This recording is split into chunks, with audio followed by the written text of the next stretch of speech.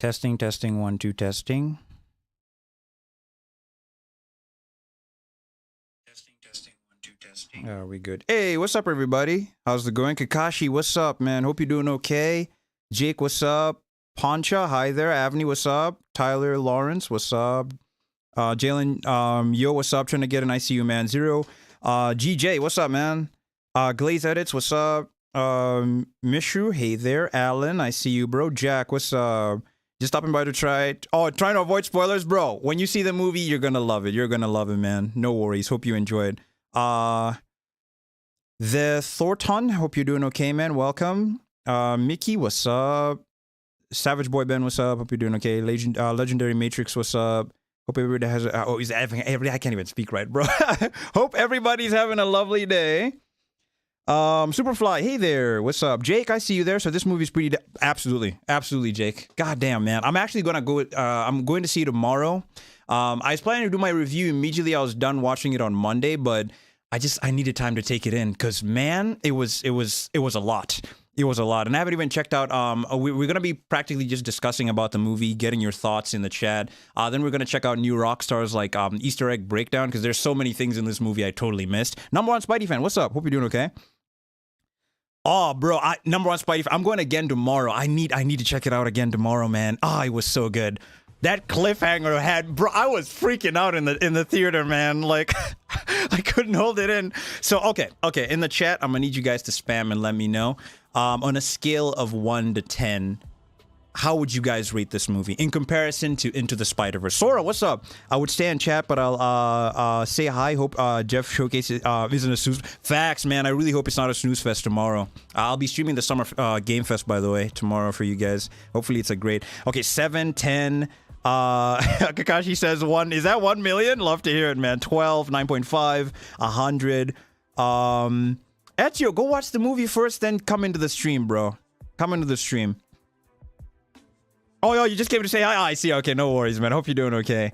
8. Avni says 8. 10. I'm not even joking. Okay, well, we got a bunch of 10s. I strongly agree. For me, it's like a 10 out of 10 movie. I think I enjoyed this one a lot more than I did Into the Spider-Verse. In fact, before going to watch it, I checked out Into the Spider-Verse the night before.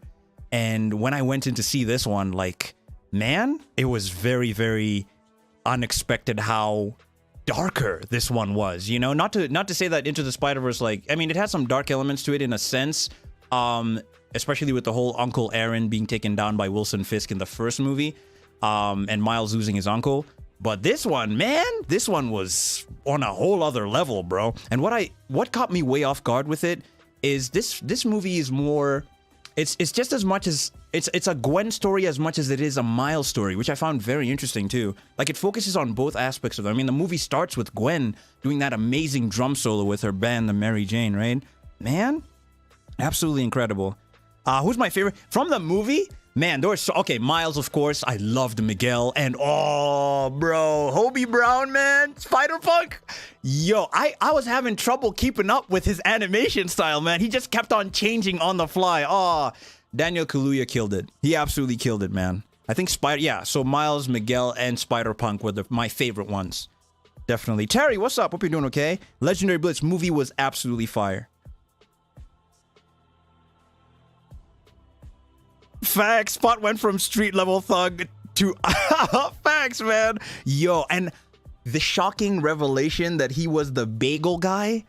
Yo, that caught me way off guard. His name was Jonathan Owen, I believe. Man, he was the one responsible for bringing the spider that bit Miles from Earth 42 into Earth 1610, right? Which is Miles' Earth, right? He was the one also responsible for bringing. He was there when the Collider was exploding back when Miles was fighting Fisk in the final battle, and that's how he got his powers and became the Spot, right? Yo, that was a crazy connection, man. I was not expecting that at all. Very Wet Boy, that caught me way off guard, man. Yo, and I don't know if it was Shamik Moore doing the Earth 42 voice of Prowler Miles in Earth 42, or was somebody else, because his voice sounded very different, extremely different. Flux was out when Spot said our future. Sorry, I missed that one. Hold up. So yeah, when Spot said our future, I already knew he was about to be a universe. Bro, I loved especially how he kept on changing throughout the movie, you know? Going from universe to universe, or rather, dimension to dimension, combining with every single one of those, what do you call it?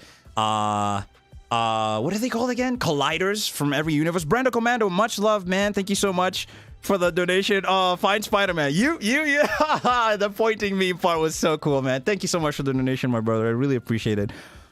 The end credit song. Oh, Spider-Fan, don't even get me started, man. Metro Booming, he killed it. I think my favorite top 3 songs from this movie, I'd say Calling, right? I think that's the one that played at the end credits. Self-Love, I believe that's the one that played when Gwen, when we're seeing Gwen's, towards the beginning of the movie, when we're seeing Gwen's, like, you know, day-to-day life, when, you know, before her Peter Parker, unfortunately, passed away, and he turned into the lizard and everything. I heard he was voiced by Jack Quaid, which is absolutely incredible. Jack Quaid from The Boys, which is absolutely insane. So that one, and Annihilate, I believe. Annihilate is also another one I love. Those are my top 3. My opinion on Miles, bro, I can't wait to see him in action, man. Love the braids, by the way. I love his braids.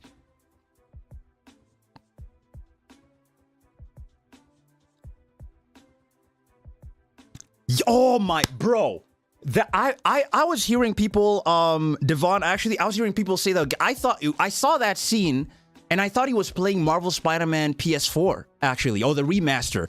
Then people were telling me, bro, have a closer look. Bro, that really shocked me. I did not expect Genki would be playing Marvel Spider-Man 2 in the game, bro. I mean, in the movie. That was insane. After I finished watching the movie, I checked on Twitter, and people were saying he was actually playing Marvel Spider-Man 2. And I'm so glad they gave Lance facts. They gave Yuri a voice line in there. That part when they were doing the when they were going through the various villains that they captured and video game ones, and then they're like, he's from a video game too, and then Yuri's like, me? Ah, man, I'd love to see it. So cool, man. Mohammed, man, welcome. Hope you're doing okay. Opinion on Miguel? Loved him. He was a savage throughout the whole movie, man. Oh, Oscar Isaac killed it. He absolutely killed it. I mean, to some extent, I understood where he was coming from, but at the same time, I mean, he wasn't as, like, how do you expect Miles to just let his dad die, you know? Even though, like, it would cause, or, you know, affect the canon.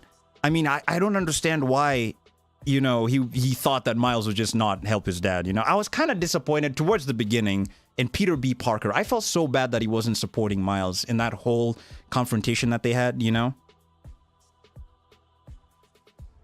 Samuel, you just got out of the theater a few minutes, bro. Scale of 1 to 10, how did you like the movie? Yeah, when are we going to see the gameplay? Yeah, man. I cannot wait. I cannot wait, man. I really hope we get to see something at the Summer Game Fest, but I doubt it, though. Because I know Jeff Keighley, he dropped, like, a trailer showcasing which games would be there, but he came out on Twitter and said he's not confirming or denying that some of these games would be there. So he showed, like, Spider-Man 2, Mortal Kombat has already been confirmed, but I don't know. I see now. I see no way that they're beating Spot. They need Doctor Strange, Wanda, and Thanos. Bro, he's become so much more powerful. It's crazy, so crazy, man. Oh, I saw the Metro Booming cameo. That was so cool. When he was like, you know, there's nowhere to run, and he's like, oh man, I'm sorry guys, there was somewhere to run. That was pretty cool. That was pretty funny. I love that.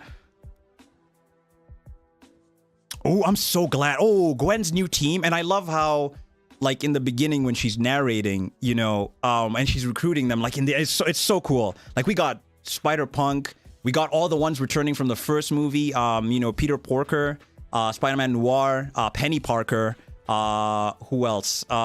Spider-Punk, yeah, Hobie Brown. Who am I missing? Somebody? There's so many. Spider-India as well. Oh, I loved his dimension as well. What was it called? Mumbatan, I think. Like, it's a combination of Mumbai and Manhattan. I think that's what it was called, right?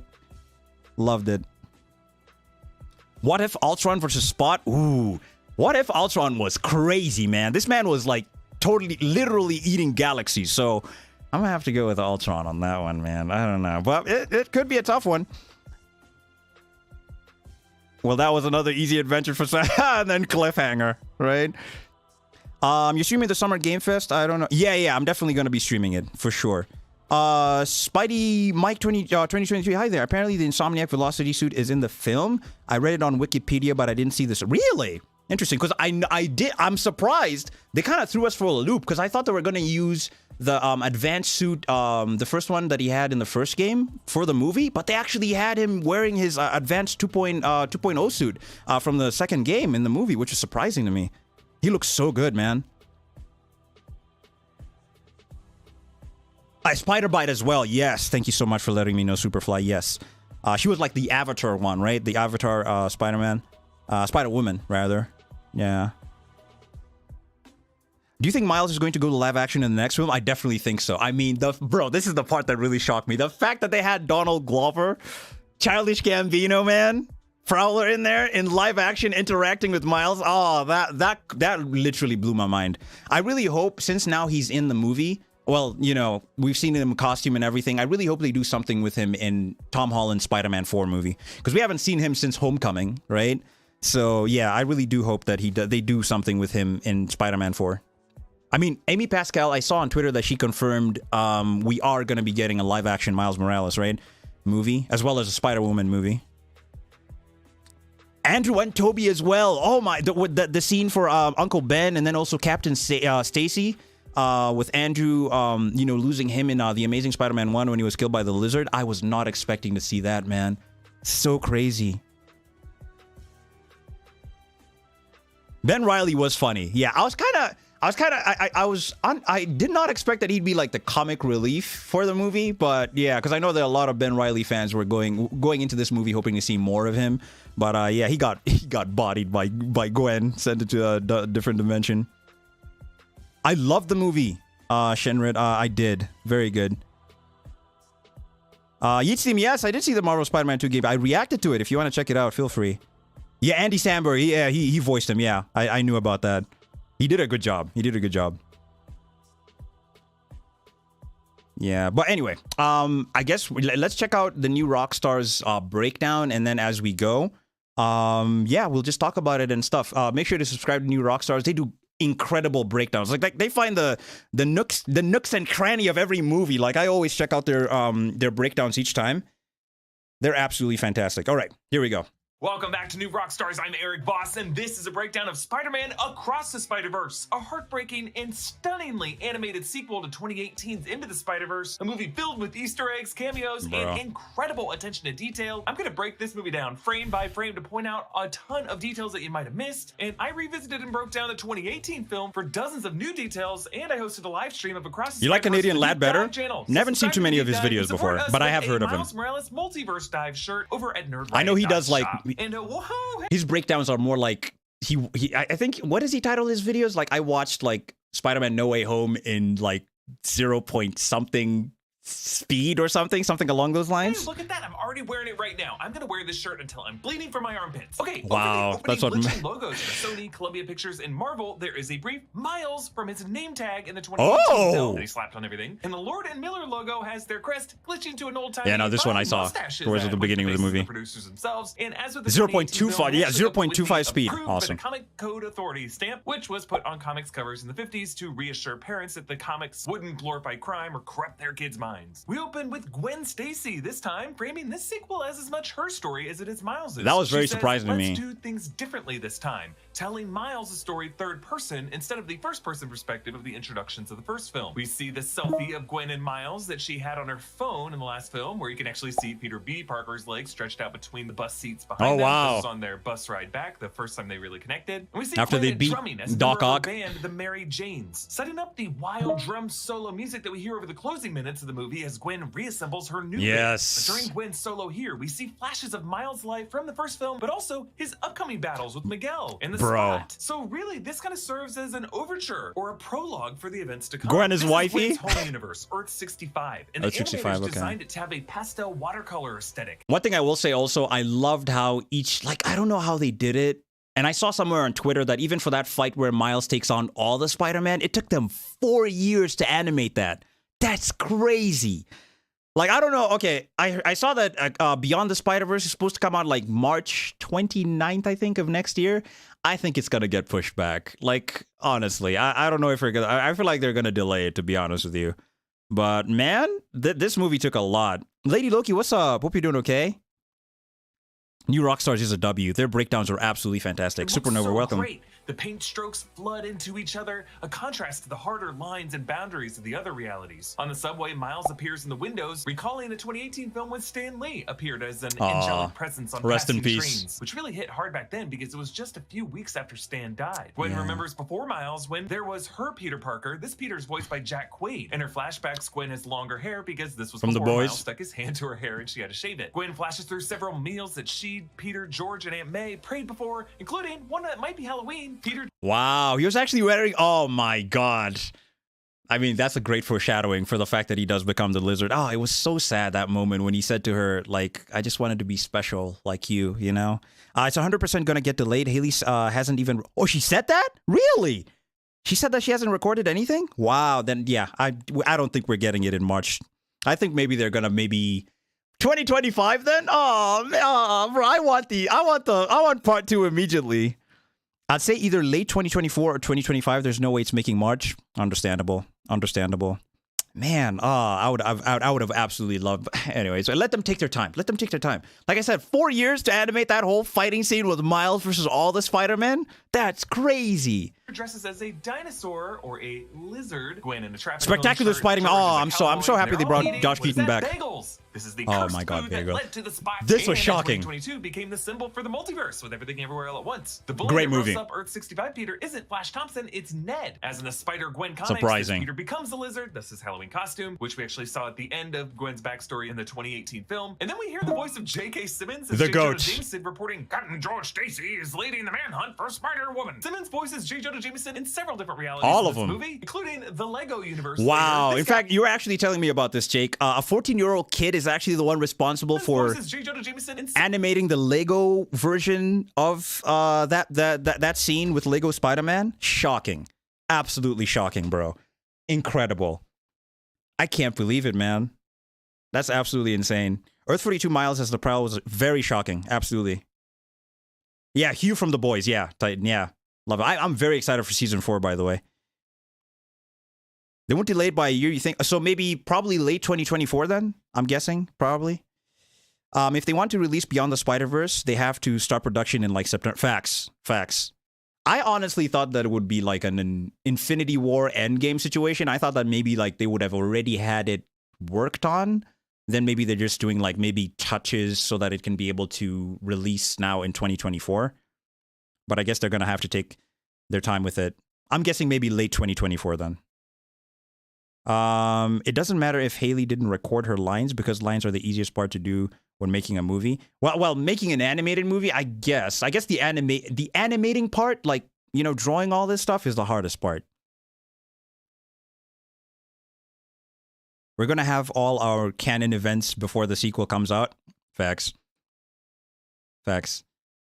Maybe it's all animated or something and the voice lines just aren't done. Probably. Maybe you just need to do the voice lines. Several different realities in this movie, including the Lego universe later. This guy is a freaking Nexus. Yes, I'm going to stream the future game show. I will. Is watercolor painted Hosted by Yuri blue, Lowenthal and wash, showing her depression. Her room, her sanctuary is also blue like she is. But her Laura dad, Bailey? an Yeah, orange definitely will. fuchsia, wears a Faded Visions Gymnastic Academy sweatshirt, suggesting he might have once done cheer and probably coached Gwen's acrobatics when she was young. Wow. He's a good papa. Gwen has replaced her teal ballet slippers with teal Chuck Taylors, which she reportedly got from Hobie Brown. So I don't know. Maybe they met before Gwen bro. teams up with Miguel and Jess in the Spider Society. When Gwen hugs her dad, the blueness of her room warms into pink watercolor. Sometimes I that's all it loved takes to change your whole Spider-Punk's world. Above animation. Gwen's door is a sign reading "Protect Trans Kids," and some of you are mad Storyboarding, now. hopefully, And at if that least, pisses you yeah. off, feel free to stop watching. I don't need reviews. Spider-Gwen webs up her dad. So, how's the manhunt for me going? Yeah, she lowers her voice just like Miles does when he is masked and he talks to his dad. Thank you for your bravery tonight. The vulture she fights glitched here from I remember he told him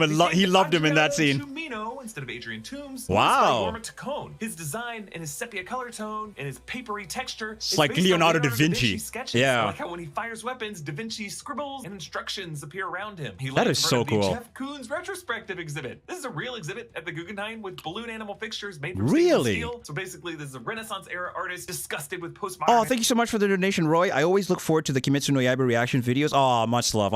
I've been absolutely loving this season. Thank you so much for the donation. Hope you're doing okay. Mark Shannon, what's up? Yes, I love the Multiverse Spider-Verse. Michelangelo, I love the Multiverse Spider-Verse. Ah, glad to hear it. Thanks for entertaining me. I'm sick right now. Oh, Star, I really hope you get better, man.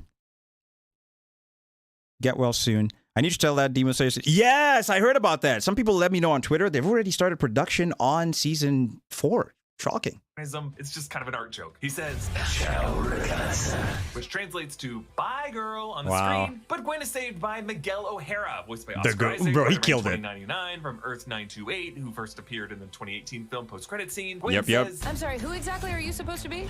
Isn't it obvious? The Blue Panther. That's funny. The Caped Blue Satyr? Yes, Blue Panther reference to Black Panther. Black with Panther. Similar claws. Caped Blue Satyr reference to Batman. Caped Crusader with similar brooding. When he's introduced with this comic, it lands on the stack of the comics of all the other Spider people we met, including all the ones in the first film. Benny, in the order that we met Peter them. Porker, I and just like how Spider the stack Noir. is cumulative. Miguel shames her and the others for breaking the multiverse in the last movie, and then he says, He started on Doctor Strange and the little nerd back on Earth 1999-99. Who's Tom Dr. Holland, Strange? Spider-Man. Sounds like he maybe shouldn't practice medicine. Wow. Yes, Earth 199-999 has in the past been the numerical designation for the MCU films and the shows, but this was thrown into question when Christine Palmer called it 616 in Multiverse of Madness. But it's I not made a video 616. proposing that the MCU deserves neither designation. Vulture reassembles his wings. So then okay. So then what is the MCU dimension designation? If it's not 616 and not 199999, then which one is it? Yeah, Michael, did you see Genki? Yes, I did. Spider-Man, Marvel Spider-Man 2, shocking. I was absolutely shocked. I saw it on Twitter and I was like, wait, what? I thought it was Spider-Man. I thought it was the first Spider-Man remastered, but people confirmed that it was actually the second game he was playing. Miles versus Prowler next. Oh, I cannot wait. Trenageddon, that's going to be a crazy, crazy battle. Irrelevant, that's what the MCU is. 616 is the comic. 1999-99 is the MCU. I see. Okay. So confusing. And Miguel complains, he's got hammer space. And then we see an editor's note text window popping up, defining it as an infinite extra-dimensional storage area for cartoon hammers. Wow, just and like Peter Porker's? Back Spider-Ham's mallet. He has miles that he said could fit into any pocket and not take up any space. Miguel's digital assistant is Lila, voiced by Greta Lee, and she calls in Spider-Woman Jessica Drew, voiced by Issa Rae. Her yellow goggles match the shape of her yellow eyepieces in the comics. Overall, she has the red, black, and yellow color scheme like she does. And yes, she is pregnant. Are you, Oh, this? We don't know the sex yet. My husband wants it to be a surprise. He's really corny, but so hot. Jessica Drew is pregnant in the comics leading up to the Secret Wars event, and we do not meet her husband in this movie. Presumably, we will meet this interesting character in the third movie. Wonder what Beyond he the looks Spider-Verse, like. coming next year. Now, when the Vulture falls, he hits a beam, and then text says "Notte notte," which is Italian for night night. And the three of them stop the helicopter from crashing over the bystanders, and one looks This up at scene it was and so says, fire. Yeah, I think it's a Banksy, which is Just a like the callback first to movie. the same exact soundbite from the 2018 film, the vocal cameo by Post Malone. Oh! It's a Banksy. So Captain Oh, it Stacy was Post Malone? Wow. I mean, makes sense, I guess, since he did the soundtrack for the first movie. Anything involving time or dimensions is always confusing. Very, very. Kendrell, hi there. Take care. Thank you so much for coming through. Really? In the comics, her husband is Uncle Aaron? Ain't no way. Are you serious? Wow, that's interesting. I did not even know. Hi, Michael. Did you get a little mad when it said to be... I wanted more. Absolutely, Skyman. I wanted more. Sinister Six Cartel of Earth 42. Hope they... Oh, bro, that would be crazy. I saw a couple of... What is it like? Is it like billboards in the movie teasing them? Oh, yeah, for a second, I was going to be... SPZ, I was going to be like, what? That would be a crazy twist, man. Oh, crazy. Daughter at gunpoint, and she unmasks herself, and the watercolor This scene was brushstrokes so smear sad. down behind them. Just a cool way of showing their whole world melting. Miguel and Jess invite Gwen out of pity to join the Spider Society, and they leave through these hexagonal portals, hexagons being a recurring shape in the MCU to show rifts through space and through dimensions. So on to Guardians Earth of the 1610 Galaxy Brooklyn, and there's a WandaVision food there. cart for Mother Shuckers. I love it. We follow this spot, voiced by Jason Schwartzman, as He killed robs it. the ATM of a bodega. As he passes the bodega register, it reads, "Game over." So the Spot peels off one of his oozy ink dots to try to open a portal into this ATM, but he Full transparency, going into this movie, I did not know anything about the Spot, and coming out of this movie, I think he's absolutely incredible. Like, top tier villain right now. I love him. The Stranger says, I really like Spider-Man 2. You and me both, bro. Absolutely love it. Michael, Miguel and Miles going to team up to go up against the Spot in part 2. Possibly could happen. Or actually, given how things ended, probably they could be two factions, you know, since Gwen has her own faction and now Miguel has his own faction, you know, because they're not really, you know, they were not really, well, Gwen's faction weren't really for Miguel's, you know, way of doing things. Abdul, what's up? Hope you're doing okay. Facts. He was helping him the whole, especially the palms part. Absolutely love it. Jake, like, even when I go and rewatch the first movie now, like, seeing that bagel scene, I'm just gonna be like, oh my god, that's Jonathan Owen right there. That's the spot. Miles has created him right there. Oh, that's gonna be fire. Devon, Miles versus Miles. Prowler Miles versus Spider-Man Miles. Gonna be absolutely insane. Daniel Kaluuya, he absolutely killed it. He killed that role. JR52, what's up? He was literally getting back in bluff. Facts. He's such a great villain. He fails. At one point, he runs his own hand to the side and he hurts his knuckles. But when he finally reaches in, notice how the $100 bill has a different face than Benjamin Franklin? Oh. This might be director Joaquin Dos Santos. I'm not exactly sure. And in addition to calling it an ATM machine, the spot says pin number, which is also redundant since N stands for number already. Number, now, yeah. Miles cuts away from this to recap the past year. The sequel, I believe, is set 1 year and 4 months after the first movie. Among the villains he fights appears to be the villain Leapfrog. He says he hosted... Didn't that guy appear in, was it She-Hulk? Leapfrog appeared in She-Hulk, right? If I'm not mistaken. Jeopardy, with categories including arachnidiums, spider sense and sensibility, the wide web world, and Thwibbit. We learn he endorsed baby powder, which is a callback to Peter B. Parker's advice to use baby powder to get in and out of the suit. Then for the mask. Apologize in a YouTube video. And wow. We see Miles adding to his No Expectations wall art mural all of his friends from the 2018 film. I love how throughout this movie, Uncle Aaron keeps coming back and back and back just to remind us how important he is to Miles' life and set up the big twist in the final act. Bro, this part was crazy. The bagel scene was a meme, and now it's part of... Right? It's literally a villain origin story now. Right? To be this... A random... That is such a good connection right there, man. That caught me way off guard. Way off guard, bro. I was not expecting that at all. Kind of sad I didn't get to see my man Superior... Oh, yeah, maybe they might save him for the next movie? Probably? Hopefully? Junior, hey there. What's up, man? Hope you're doing okay. Because I'm expecting maybe they're going to add, like, more Spider-Man in the next movie, right? And I'm definitely expecting Tom Holland's Spider-Man to appear, since they had Andrew and Tobey's appear. Act of this movie. This fight with the Spot causes him to be late to his parent-teacher conference, flying through portals in the background, and catching a goose, which is a callback to when Miles got stuck to 2 pigeons in the first movie. And when they fly through a blue portal, following them is another bagel. No, bro, I swear, the use of bagels in this movie. Wow. My only issue with the movie is how everyone blindly followed Miguel. I feel like there would be some Spider-Men who disagree with me. Yeah. And that's why, like, I think towards the end of the movie, you see Hobie, you see Gwen, you see Peter B. Parker, Spider-Ham, Spider-Man Noir, Penny Parker, you know, they leave that faction because of, I guess they don't really believe that canon events are, I feel like they can be stopped, you know? Like, I don't think it's necessary. I mean, maybe towards the end of the movie, because I'm trying to think to myself, even if Miles is able to save his dad from the Spot, right? I mean, there is still the problem of his universe collapsing, just like the way with Spider India's, universe. After he saved, what was it, Captain Singh, right? The universe started like collapsing in a sense, you know. So I don't know what they're gonna do specifically to go around that. Maybe the loophole could be, but I don't know if Jeff is gonna leave the Force, just like the way Gwen's dad left the Force. He's no longer a captain, so he's broken that redundant sort of, canon of Spider-Man having to always lose a captain, you know? So I don't know. I really don't know how they stop. I don't know. Rolly, I loved it, man. Oh, I loved seeing him in the movie.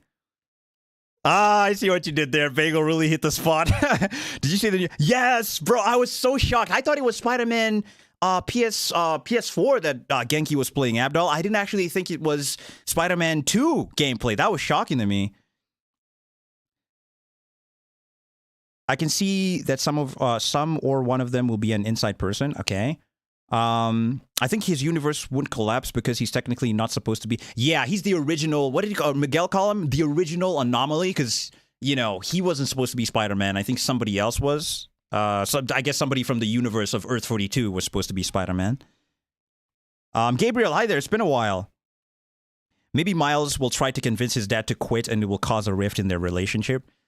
I could see that happening. Probably, but I don't think so. Because I remember in the first movie, when Miles, went through the whole situation of seeing Peter Parker die and the whole collider, when he came back home and his mom, he asked his mom, like, Mom, have you ever thought of moving out of Brooklyn? And then his mom, Rio, was like, our family doesn't run from problems, So I don't know. It's going to be very difficult for him to convince his dad to quit the Force,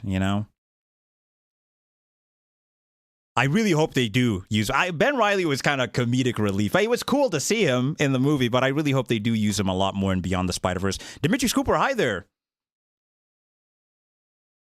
I really love the dynamic between the final scene, between the color switching from both Miles, with our Miles having a purple hue, while the other Miles has their... Yes, very true. Very true. When he had him wrapped up around Uncle Aaron's, punching bag. So cool. Well, I can understand that a lot of Spider-Man follow Miguel's wish because of if it's a dilemma, saving a person versus saving the whole universe. Yeah, because he's practically giving them a choice of you can either save... And it's crazy because, in Spider-Man PS4, Peter went through the same dilemma with Aunt May. In that moment, because of the whole situation of the Devil's Breath and Doc Ock releasing it in the city, everybody was affected, and Aunt May too. So in that moment...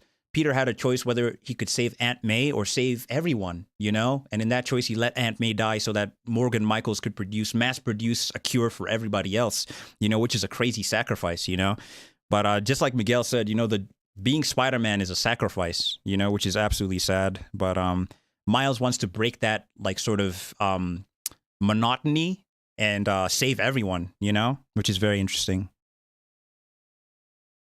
But yeah. The way Miguel was explaining the canon with callbacks and the small cameos that made so much more sense to the story was facts. I was like, wow, that's incredible. And how they tied in, Uncle Ben's death and, Captain, how each Spider-Man has lost a captain. I love that so much. I do agree with Miles' perspective. I feel like Spider-Man, in their type of job, it's impossible to save everyone. But it doesn't necessarily mean they should sit back and not try. Because I feel like with Miguel's situation, he's kind of sitting back and not trying. I feel like there's another solution. There could be another solution, Yes, Demetrius Cooper actually just talking about it. Yeah, I'm surprised. I thought he was playing Spider-Man PS4, but it was actually Marvel Spider-Man 2. Shocking. Facts, Shadow Ninja. Spider-Pig did mention that in the first movie. It kind of hurt my heart when Miguel said that Peter of Miles' universe would have lived. Yes, that was really shocking. I was like, what? That's like he literally shattered Miles' whole world at that moment, saying that, practically when that spider bit him, I guess, things had to be balanced. There couldn't be two Spider-Men existing at the same time, so Peter had to die, which is, man, that's crazy. Iron Man VR and the Insomniac Spider-Man games are secretly connected, and there's references to Spider-Man. Really? I didn't even know that.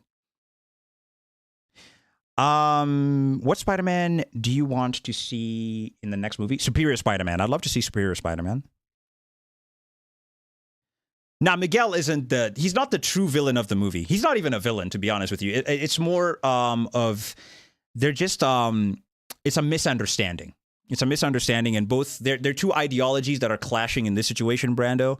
With Miguel, he wants to sort of respect the canon of how things should go as Spider-Man. Spider-Man is supposed to lose an Uncle Ben. Spider-Man is supposed to lose a Captain Stacy, But now for Miles, he's viewing it in a situation where Spider-Man can save everyone. We don't necessarily have to sit back and just let our Captain Stacy die or let our Uncle Ben die, We can save them. So that's practically where their ideologies are clashing.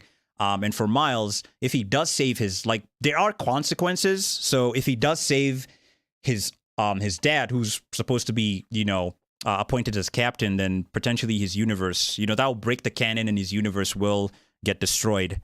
Yeah. Very good point, Joe. I mean, it's not like Miles wanted to be bitten by that spider. If anything, it was more of Jonathan Owen, the Spot's fault, because he's the one who brought that spider from Earth 42 into Earth 1610. Phoenix, facts. The twist at the end was absolutely crazy. We need a Hashira Spider-Man? That would be so crazy. Ooh.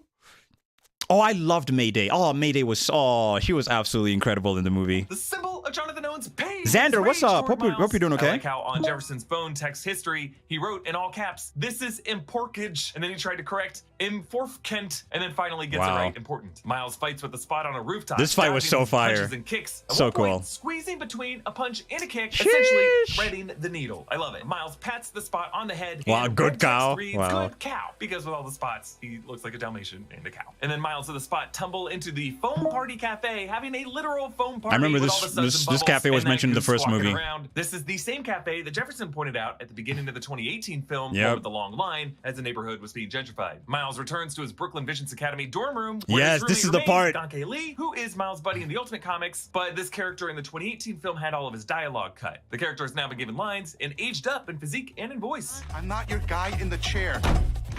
Are those my Jordans? I can't help it if we're the same size. Guy. Bro, he was playing Spider-Man 2, bro. That's crazy. Oh my gosh, man. I'm gonna need the HD version of that, of what he's playing, bro. Insomniac, please. Please. Thank you. I'd love that gameplay. One more thing. Earth 42 doesn't have canon events, so 1610 Miles can do whatever. Yeah, because there's no Spider-Man there. Yeah. Me too. I'm very excited for Beyond the Spider-Verse. Angelo, there's Spider-Man Part 2. It's still along until... Yes, 2024. But we're not...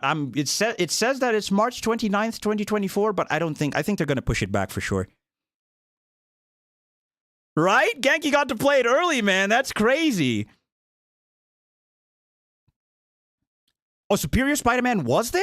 Interesting. I didn't even... Okay, maybe I totally must have missed that. Kane, yes, I heard about that. Very excited. Glad that there's some production. Unlikely Mike, what's up? You heard the film is done, but I was just being told that by Jake, he just said that Haley Steinfeld hasn't recorded her lines for Gwen for the second movie. But we'll see, I guess. Yes, Xander, I thought we are supposed to be the good guys. And Miguel is like, we are. In the chair, a reference to Ned Leeds, Jacob Batalon's character in the MCU, being Tom Holland, Peter Parker's guy in the chair. in Spider-Man Yep. Homecoming, and the character of Ned in the MCU was really just based off of Genki Lee from the Ultimate Comics. Now, Genki Lee is voiced in this movie by Peter Sohn, director of Pixar's Elemental, and is also the voice of Sox in Pixar's Lightyear, since one of the Isn't co-directors Elemental of this movie coming is out Kent Powers, soon, director I of think? Pixar's Soul. I like how they just keep it in the family, even though Peter Sohn's Elemental is going to be in direct competition with Across the Spider-Verse in the month of June at the box office. At the end of the day, all these animators just love and respect each other. I Love to see it. So Miles finally arrives at the parent-teacher conference where his teacher is voiced by Rachel Dratch. Miles's grades are pretty good. A in AP Physics. That's my little man. And a B in Spanish. What? No. Miles. Are you trying to Mira, kill eso your es mother? imposible. I saw the flag. Jefferson tries Yeah. to place that cat-themed desk ornament back together, but he fails. The teacher's eyes just dart over, but she just keeps talking anyway. It's kind of like in Iron Man 2 when Tony Stark obsesses over Yeah, that Summer thing Game on his Fest desk. tomorrow, We Anime learn that God. Miles is excelling at AP Physics because, like the MCU Peter Parker, it just helps any Spider-Man to know physics and trajectories and motion. But Yep. Miles B in Spanish is met with outrage from his Puerto Rican mother, and when she snaps, it forms a little Puerto Rican flag. Yes. Like the sting of his mother's So snap cool. hits him with the full might of his Puerto Rican Man, heritage. bro, I really love how they really go. They go in for such minute details with this movie, with this animated movie. It's shocking to me. Absolutely shocking. Or just a quick glimpse, like a second. I see. Okay. Hopefully, then he gets like a major role in the next movie. Hopefully, we get to see him a little more. I just got back from the theater watching Across the Spider-Verse, and it was a blast and amazing. Glad you enjoyed it, Fantasy. Such a great movie, man. But you can call me oh, bro. The Miles of Earth 42, man, he's on demon time, bro. I had chills the entire time, Because I was like, what? I was like, man, this is crazy. I was not at all expecting that he would be the Prowler. Yes, I'm going to be streaming the Summer Game Fest. Yes. Do you think Miles and Gwen will get together? Absolutely. I think definitely. Just like in the movie when he was mentioning, when she said, in every universe Gwen Stacy falls for Spider-Man, and in every universe it doesn't end well. But Miles was like, well, there's first time for everything, right? So I think they're definitely going to end up together. He's cold, right? Crazy. Oh man, I can't wait to see him in the next movie. I don't think it's Shamik Moore, but I think it's somebody else voicing Earth 42 Miles because his voice was so different. Alchemex Collider site, the location of the showdown of the 2018 film, but it's now under construction with this canopy made of reflective panels, reminding me of the dome that was constructed over the Chernobyl site. Based on this "Pardon Our Mess" sign, it looks like Alchemex are the ones actually cleaning it up. Maybe they're continuing to have some nefarious plans here. Like, you would think the government would be like, you guys aren't allowed anywhere near this. So the Spot explains his backstory, and we see the Earth 42 spider that bit Miles, but in its Earth 42 reality, right before it left, it was going to bite alternate Miles. Yo! What? His hair in braids. This is foreshadowing the Miles we see in the third act of the What? movie, The Big Twist, telling us that in that reality, it was not going to be a Peter Parker who got bit, it was going to be a Miles Morales. The Spot reveals that he was the one who got struck with that hilarious big... So wait, we actually see Miles from Earth 42 in the Spot's, like, you know, recollection and flashback? in the third act of the movie. Wow, I didn't even know. That's crazy. So I guess that spider that bit Miles from Earth 1610 was meant to bite. I can't even speak right. Miles from Earth 42. I didn't even, bro. I totally missed that. Bro. I'm going to see the movie again tomorrow. I'm gonna keep a lookout for this scene. I didn't even know. That's crazy. What? Movie, The Big Twist, telling us that in that reality, it was not going to be a Peter Parker who got Wow. bit, it was going to be a Miles Morales. The Spot reveals that he was the one who got struck with that hilarious bagel action word. I love that they brought this guy back. Crazy. So between Owen being the source of Spider 42 coming into 1610 and Miles being the source of the bagel incident, they really did create each other. The Spot trips and he kicks himself in the butt through a portal. It looks like one of the pieces from debris from the hex tiles kind of looks like the rectangular the USB goober. drive from the first film. The trip mirrors Interesting. Miles tripping on his shoelaces when he was running across the rooftop for his jump test. I loved That Spider-Punk is what Phoenix. broke He was the so USB good. Drive, and it kind of was the embarrassment early in his arc that motivated the rest of his story. So similarly for the Spot in this movie, his embarrassment here is really what unlocks the next stage of his hero's journey. He finds himself in this inky hole. That was realm funny, where Sean all Chip. the I dark love that matter scene. has left his body, creating all these portals into the multiverse. The first he looks into is this classic animation universe from the 1940s with Ben Day dots. There's a woman in a black and white polka dot blouse who hits him with her purse, her blouse matching the pattern of his skin. On the cinema marquee is a movie titled The Tall Man, coming soon. Then he looks into the Lego universe. Calling back Lord Miller's work on the Lego movies. We'll come back to this one. Then he drops by Chinatown Mrs. Chen. 688 with Ms. Chen from Venom and Venom Let There Be Carnage. Crazy. I'm robbing you because I'm a bad Crazy how we got like 2 live action scenes in the movie. This one and this one and Donald Glover as the Prowler, which is crazy. I love how unfazed Miss Chen is. And the brand of gum he steals, if you look closely, is Brock's Venomint, a reference to Eddie Brock. Venom Candrace so cool. establishes Sony's Venom movies as Universe Hobie Brown was 688 so and their good. system of organizing this. Spot looks at his hands and says, "The power of the multiverse in the palm of my hand." A nod to Doc Ock, Spider-Man 2 in 2004. The power of the sun In the palm of my hand. in the palm of my hand. Which he echoes in Spider-Man No Way Home. The power of the sun in the palm of my hand. So Back cool. in the Lego verse, we see a text box, which is actually in the shape of a red Lego brick. Mike, did you know that yes, we actually talking about it before, Junior. It was actually this whole Lego scene was animated by a 14-year-old kid. That's so amazing, incredible. But if the spider didn't bit Miles, Fisk would have won, right? Because Peter Parker. I think Peter Parker would have won because what Miguel said is the reason why Peter Parker of Earth 1610 died is because Miles became Spider-Man, and I guess to kind of. Since I guess 2 Spider-Man can't exist at the same time, maybe the universe somehow just, which I don't know, man. I feel like Miguel, somebody said he was kind of overreacting. I feel like, I don't know, man. I don't think it's Miles' fault that Peter died specifically. But what Miguel said is, since Miles was there, I don't know. I really don't know. Because that is what he said. How do you like the soundtrack? Oh, I love the soundtrack, Brando Commando. Oh. Metro Booming, you killed it. So my top 3 are Calling, the one that plays at the end credits, Self Love, the one with Gwen at the beginning of the movie, and Annihilate. Those are my 3 favorite tracks from the movie. The scene when all the Spider-Man surrounded him was crazy. Facts, so crazy. But Miles beat all of them, man. That's the crazy part. My theory of for Across the Spider-Verse is that the Spot was the villain the whole time since the first movie. But since it was the origin of Miles and what he had to go through, he had met... Yeah, he was in the first movie. He's a bagel guy.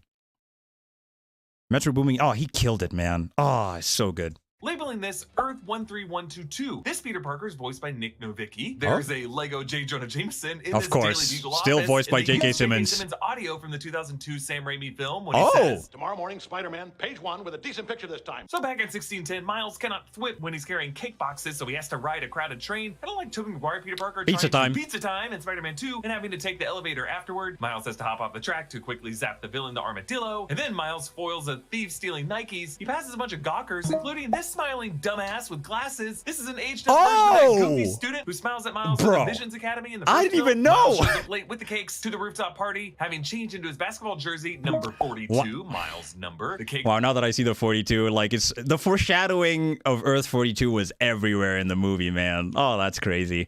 Wow, I'm not proud of you. Wow, that's so sad. wrecked. His heartfelt messages spelling out just, I'm not Retro. this proud. I and had Rio complain goosebumps when that He calls happened. them by their first name, so later when Gwen does it, they really cringe. Miles refers to his friends Peter and Gwanda using Gwen's fake name that she gave him in the first film. Miles returns to his room where boxing gloves hang by the door, again reminding us of his boxing lessons with Uncle Aaron. There's also a Michelle Obama campaign sticker suggesting that in 1610 she was the Obama who held, or at least sought, public office. Whereas before with Sunflower, the hot track of this sequel is Hummingbird by Metro Boomin and James Blake, which Miles chills out to here. Remember, the 2018 film ended with Miles listening to Post Malone's Sunflower as Gwen opened He that is portal over great. his bed. Crazy details, right, This scene Junior? picks up with Man. a moment just like that. But a year has passed since the events of the first film, and notice how What I did notice about this scene where Gwen, in comparison to the first trailer, because there was a scene where Miguel was fighting Miles in Moombatten, right? Spider India's universe or dimension. But that didn't happen in the movie. We saw that in the first trailer, but that scene where Miguel is fighting him in his universe, and then they end up in Miguel's universe, didn't happen in the movie. Like from the trailer, that scene where they're fighting, and this scene where Gwen comes into his room, I think they did it a little bit different. I don't know if you guys noticed that. The bagel effect really did write the whole. It was crazy.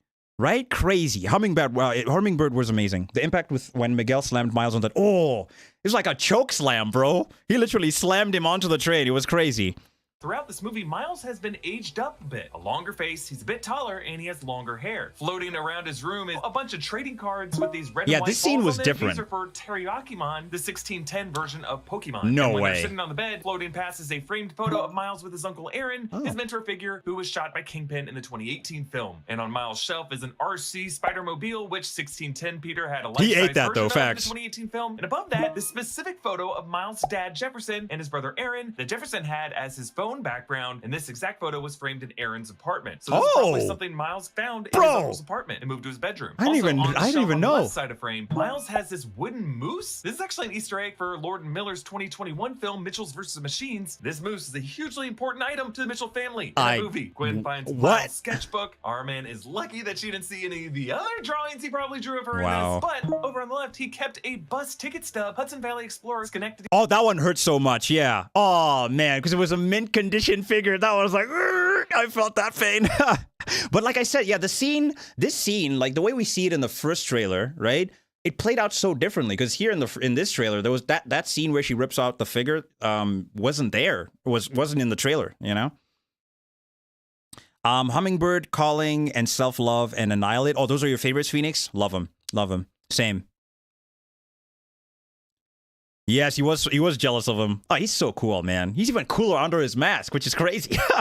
To Brooklyn Central, this was the bus ride home that they took after Gwen saved them from Olivia Octavius in the forest in the 2018 film. So Miles has been scrapbooking his relationship with her. Aww. Miles and Gwen swing from construction crane to construction crane, just like Andrew Garfield Spider-Man does. I got similar vibes of the 2012 Amazing from this Spider-Man film. Amazing as Spider-Man they 1. Thread the needle between buses. Notice how this whole block is just colored in pink and teal hues, a way of showing how Gwen's colors are tinting and shading this reality as her influence spreads throughout it. There's this awesome point of view shot from the truck driver. Miles swings on the right side, reflected in both mirrors, and then we turn to the right side mirrors as he flies behind the truck, and the exclamation points from the screen chase him, just like the and then the woo from the 2018 film, I remember. and the woo in the final act. I remember. I just love how Miles stays behind Gwen throughout this whole sequence, hiding his clumsy collisions and trying to come off as more confident than he really is. Really, though, just copying Gwen's moves, like hastily tying his web to his ankle. He tries to claim that he's learned just as much as she has, but really he's just actively learning in this moment from her. They pass the hot dog vendor, and we see the actual action word take on the hot dog swipe. Nice. But then Miles whips money to the vendor's chest. If you look closely, this is an alternate universe $25 bill. I love this. There's just a kid who mindlessly licks the This window of kid the train was so with a big weird. ol' smile. I'm just This like, is my favorite character. how could you possibly lick the window of a train, bro? Of any public transport vehicle? Like, bro, you don't know how many. Oh, that is so gross. Oh man, he was so cool in the movie. Super, super cool. Like, why would somebody do this? Like, the amount of diseases on that window, bro. Ugh, germs. I watched him Ugh. on loop. This is just so funny to me. Gwen Wow. plants a drone to spy on the Spot's apartment. Above it, I love this, is a billboard with a bagel. All of it, always, all over the place. A 1610 version of the bagel-themed Everything Everywhere All at Once. Wow. This movie's animators Bro, there's a clearly bagel acknowledging the everywhere. parallel with Jonathan Owen. Miles and Gwen look out at the city, sitting upside down from the Williamsburg Bank building. This scene creating was such so a trippy. but great Facts. visual. Gwen says, In every other universe, Gwen Stacy falls for Spider-Man. And in every other universe, it doesn't end well. not only is she referring to Earth 65 Peter's death as the lizard, she's also referring to the universes where Gwen Stacy famously dies in the death of Gwen Stacy. Just like in The Amazing Spider- We saw with Emma Stone in The Amazing Spider-Man 2. I was just about. Oh Back in the no! rooftop Why? party, Why Miles did and you Gwen show that? flip You some didn't need to food show and that. a can of grape drink, a nod to my favorite Dave Chappelle bit. A lot of black people don't have the privilege of knowing about grape juice because they have grape drink. Wow. Formula. After Miles' parents scare off Gwen, we get this heartfelt moment between Miles and The bagel really is the circle of life, isn't it? Watch that kid licking the window be a big impact, right? Somehow be a big villain in the future and beyond the Spider-Verse. Oh, bro. Kodas, welcome back, man. That sound effect was hilarious, man. his mother. They didn't need to Rio, show the city Gwen they dying look like out that. on has Goddamn. Complete sketch lines in the Wow. distant background for the buildings, kind of in the haze of the city. It's just a really cool detail to suggest that the Manhattan skyline is a part of New York that Miles might not know as well, because really his home neighborhood is Brooklyn. Rio gives Miles the advice that he really needs for this whole film, saying that she hopes her son never lets any one of those big, fancy, important places he's going to be in tell him that he doesn't belong there. I think all of us can relate to feeling like an imposter or a mistake or told that we're not ready for the big leagues. And I think the third Spider-Verse movie will prove that Miles' anomalistic status is actually the rule all Spider people should live by. But it's just sad to think that this moment with Rio is the last time in this movie Miles will talk to his home reality mother. Yeah, In his chat with because he Jeff went to earlier Earth might be 42. the last time he talks to his dad Yeah. from any reality. They had a Miles fight. changes wardrobe as he descends a fire escape, unzipping his pants on the ground, and seeing a dog walker and a dog, and then awkwardly Ghost Pits, hi there, man. Hey, Mike. Love you. Oh, thank you so much. Really appreciate you, man. Insomniacs give us if they give us a bagel costume, bro, love it. We need it. Miles' parents are, they're so good. I'm so happy also in this movie. The way they let a lot of, like the characters involved, the main ones, like they had time, like even Miles' parents, like they had time to, be established and had time to breathe with their dialogue and interactions with Miles, which made, like, I love that so much, They made you care about his parents so much, which I absolutely love. The only way to get rid of the Spot is the same way you got him to, you just gotta hit him with a bagel. I feel like somehow that might be what we need to do. Oh, Prowler's theme was so good. In this movie, Earth 42 Miles, oh, so good, man. Tomorrow, I'm going to see the movie again. Just like, and now it's blown my mind because, like, especially that scene where Eric Voss mentioned how we see when the Spot is explaining what happened and how Miles created him and how he was responsible for making him the way he is, like, and how he's the one responsible for bringing the Earth 42 spider into Earth 1610. We actually see freaking Earth 42 Miles in his. I was like, what? That's crazy. I'm definitely gonna look out for that scene again. Miles has to get a bagel in his Spot.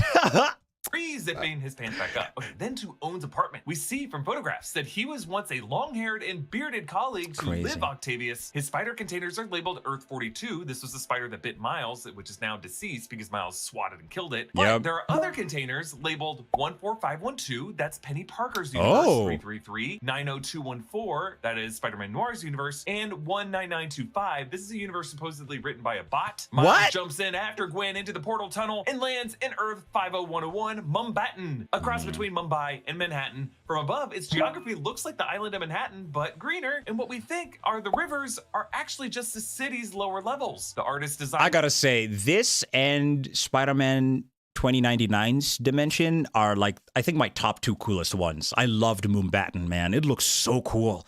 Like, man, it's like the city just, when you're going down, it just goes on forever, which is so cool to me, you know? Do you think Miguel was right about Miles, or do you think he's the bad guy? I honestly think I'm on Miles' side and Gwen and that team. You know, like, I do understand where Miguel is coming from and why he's trying to keep things canon and the flow of how, you know, the job of being Spider-Man is supposed to be a sacrifice and how things are supposed to go. There's like there are rules, you know? But in this situation, I mean, I really relate with Miles because, like, he can't just sit there and let his dad die, you know? Like, that's just messed up. Luke, what's up? Hope you're doing okay. Facts, even the memes are canon, you know, especially the pointing one. Love it. Absolutely love it. Miles has the final pay you go to hit Spot, but the Bago will hit Miles because Spot, if he manages to figure out how to hit him, you know, because now I think the Spot is like, he's become a god now, you know, like his power after absorbing all the power from every single one of the what are they called again? Oh my god. Colliders, from every single one of the colliders from every dimension. He's super OP now. Oh, me too. When he hit the punching bag, oh man, and then the fake out when he said, you know, I'm not the Prowler, and then you see freaking Earth 42 Miles over there, like perched on like one of the freaking roof over there. Then he jumps down, bro. His Nikes, oh, bro, I'ma need that. I'ma need those Nikes, bro. Earth 42's Miles Nike, bro. They're so fire. Yo, so fire. To keep going down and down and down, a contrast to 1610 and Nueva York, where the city just they goes were up nice, and up man. and up. Sheesh. Instead of the trains running Yo, on I'm top gonna need of the those Air tracks, the Jordans, cars bro. hang below from the rail above them. Throughout Manhattan, you can see signs for Zomato, which is a I just restaurant group tuned India. in and I heard you were on Miles' side after the Miguel said. Spider-Man India. Yeah, I'm on Miles' side, Luke. Karen Sony, aka Dopinder from the Deadpool films. He spins his web shooter on a spindle like a yo-yo. It looks so cool. By the way, I'm just so cool that Dopinder from Deadpool is doing the voice of Spider-Andrew. I love that. He killed it. 50101 are in Hindi. I love the Like, chai tea scene, by the way. The chai tea. And when the puppeteer hits the spot in the back of the head, it makes this Hindi word badak, which translates to chai bang is tea. or slam. And puppeteer corrects Miles on the common American chai tea Ah. mix-up. I love chai tea. What did you just say? Chai tea. Chai means tea, bro. This scene was so funny. And I love how Miles is so... Because here in Kenya, in Swahili, we call, you know, tea chai, you know? So saying chai tea is practically saying like tea, you know? So I was able to relate with this to some extent. distracted. He spills the tea. It flows from the cup onto the table. Well, Michael, bro, I have to sleep. Tomorrow we'll meet again. No worries, Kendra. Thank you so much for coming through. Hope you're doing okay. Well, I'm very excited for Godzilla and Kong, the next movie. Very excited for that. Also, you could consider this a callback to Miles correcting the spot on ATM machine, which is also redundant. The M stands for machine already. Machine, yeah. So as these three fight the spot in Manhattan, we This see that scene his was dark so matter has cool. filled in more of his body so that he's gradually going more from white to black throughout this movie. He makes it to the Manhattan. I loved how he was changing out throughout. His animation was so cool. The barrier with this new move that Here's where our boy Spider-Punk comes through.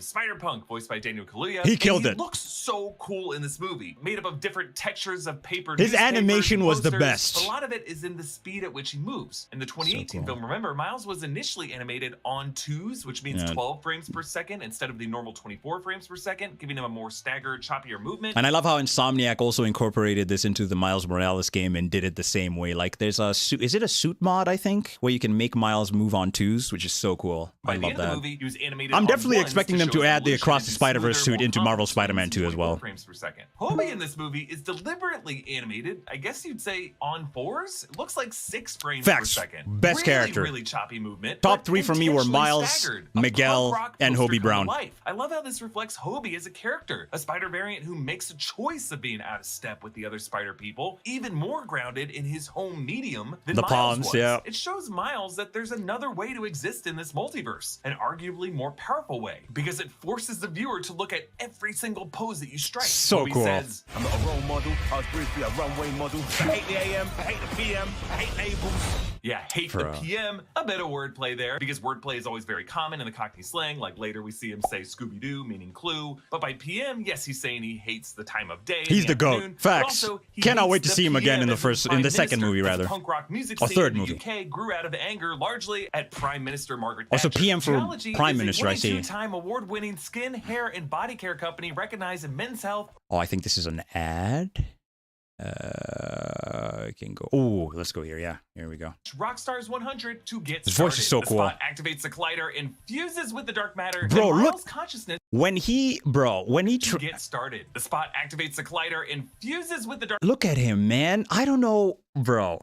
Oh, this is incredible. I love how his animation was just gradually changing throughout the movie until when he absorbed this final collider from Mumbattan, he became this way. Oh, I can't wait to see him in the second movie. The third movie. Keep saying second movie. In part 2. Let me just say it that way. Sheesh. Crazy. Animation was insane, Jake. Absolutely insane. You seeing Transformers Rise of the Beast tomorrow? Gonna see if I can check it out as well. So cool. The anti-spiral, yeah. It was very menacing. It's kind of on the same level for me with Prowler's theme, because Prowler's theme, especially in the first movie, sheesh, Uncle Aaron had a very terrifying theme, but Spot's also, and then the way his voice also changed, like especially when he finally absorbed the final collider and became this way, when I got chills, man. Luke, he's got to save his dad. I really hope he's able to save his dad. Also, or reunite with his dad. I should put it that way. Because right now he's in Earth 42, a different Earth. Which is so sad. Dark matter, and Miles' consciousness briefly overlaps with Jonathan Owen's. He sees the black and white future of Owen's plans to absorb all of reality and cause the deaths of police captains, with Inspector Singh, Gayatri's father, and Miles' dad, Captain Morales, flickering back and forth as they rush to save a kid. So, when Miles saves Singh, in his mind, he's saving his own dad, but both are considered canon events that Miguel O'Hara wants to play out. The Alchemex building collapses, raining rubble all over the city, and the Ford leap into action. This scene was so cool. On a double-decker bus on the bridge. The double team. MCU Peter Parker's girlfriend MJ in a double-decker Far From bus Home. on Tower Bridge and Spider-Man Far From Home in the MCU. Everyone ends up getting saved. It's an awesome scene. It was so Miles cool. disrupting the canon event of Gwen Inspector tried to Singh's stop him. death causes dark matter to consume the city. Jessica Drew arrives with the team. So now, if Inspector Singh's death causes dark matter to consume. So now my question is, if Miles actually does go ahead and does save his dad and prevent the canon event, his canon event from playing out with Spot being the one to kill Jeff, will this happen to Earth 1610? You know, that's the question. Because even if Miles does save his dad, that's all well and good, but this possibly could happen to his Earth, you know? So there's got to be, unless just like I was mentioning before with Gwen, I mean, I don't know if Jeff is going to quit just like the way Gwen's dad did, since he's no longer a captain, he quit the Force. So, and since that's the loophole, I guess there's another loophole there, but I don't know if Jeff is going to do the same, because like I mentioned in the first movie, when Miles was asking his mom, have you ever thought of moving out of Brooklyn because of the earthquakes that were going on because of the super collider that Kingpin was, working, tampering with so that he could get his family back? She said, their family doesn't run from anything. So I feel like, I don't know if Jeff is going to leave the Force, bro. I really don't. I don't know. Lost Zora, what's up? Hope you're doing okay. You think Prowler is going to work with Spot in the next movie? Ooh, that would be such a crazy double team. I don't think so, though, because I feel like the Spot would hate every version of Miles. But if he does, that would be a crazy double team. I hope Beyond the Spider-Verse will be close to 3. Oh, bro, me too. When I was seated there, watching this movie, I was like, I didn't want it to end. I just wanted to sit there all day, man. Miles has to tell Jeff he's Spider-Man. He actually did tell his mom, but unfortunately it wasn't his mom, It's really sad. But I feel like maybe at the end of this movie, maybe he could reveal his identity to all of them. I don't think any of Miles' parents will die, personally. I think Miguel... You think Miguel will die? Really? I don't want Miguel to die. I really like Miguel. He's such a badass character. My theory is Beyond the Spider-Verse will end with Miles going back in time, stopping the spider from biting him and being normal, but he's still meant to be a Oh, interesting. So maybe since we just found out from here that Earth 48's Miles was actually, which actually goes to show that it's not Miles was supposed to be, or rather a version of Miles was supposed to be Spider-Man after all. It wasn't Peter Parker of Earth 42, but it actually was Miles who was supposed to be Spider-Man. So maybe you could be right. Maybe he could go back in time and have Earth 42's Spider bite Earth 42's Miles and maybe give up being Spider-Man and just be normal. But then again, would that bring his Peter Parker back? The Peter Parker of Earth 1610? That's the question. I mean, probably, right? Since he's traveling back in time, I guess. Maybe, But that's a very good theory there. Very good, very good. I think Spotty's going to roll for 42-dimensional. Oh, wow. Yeah, our Miles was supposed to be Spider-Man, but not at this time. I see. Interesting. Like my question is his dad stays becoming a cop, but don't be captain. That could be also a but you see, since now they've gone through the whole process of celebrating, the fact that he's about to be captain. I don't know, But if he did remain as just a lieutenant and not a captain, then I guess probably he wouldn't die. I don't know if that would stop Spot from going after him either way. But good question, Junior. The reason I knew Miles was in the wrong dimension was because Rio's eyes... Wait, what? I didn't even realize that. Her eyes were a different color? I'm gonna need to go back. Hopefully Eric Voss talks about it here. Raisins, hi there. What is Miles goes to the MCU and meet Tom? I definitely think that's gonna happen. I definitely think Tom Holland is gonna make an appearance in Beyond the Spider-Verse, for sure. Andrea, hi there. The city. Jake, I didn't even realize that her eyes were different. Takes the rest back to Nueva York, Earth 928, Spider Society HQ. And I just love the reveal that initially it's all upside down with Miles and the rest on the bottom side of the elevator lift. So trippy. It's an interesting directional inversion of that great moment in the 2018 film where Miles dives, but they such an epic moment make it look like a triumphant rise. Here it's the opposite. Miles is technically rising and going up the skyscraper, but because he's upside down, it feels like a descent into hell. So this crazy. Is not a good place where Miles is going. But hey, we get to meet a ton of spider things. The animators Spider say people. Fun fact, Michelangelo Spider-Man India did not get powers from a spider bite. He got powers from a yogai and gave him... Wait, huh? Really? And gave him spider powers so that he could fight the demons that were launched by... Really? That's interesting. Wow. And I loved how in this movie, like out of all the Spider-Men in this movie, he was the one who didn't necessarily go through any of, the procedure of canon, or like his life was perfect. He had fun. He got his girlfriend, he didn't lose any, like out of all of them, he's the most cheerful and happy-go-lucky, Spider-Man out of all of them, and Miles practically prevented this canon event from happening, so yeah, but now his universe is kind of in danger. Mike, are you streaming the... Yes, I already have it scheduled. I'll post it up tomorrow, Luke. So yeah, definitely going to be streaming the Summer Game Fest tomorrow. Hopefully it's good. I really hope it is. I actually almost thought it was Spot who messed things up. Me too. I thought it was because of the black, sort of hole that appeared. I thought it was Spot, but I guess it's actually not. It's, I guess, the dimension just collapsing.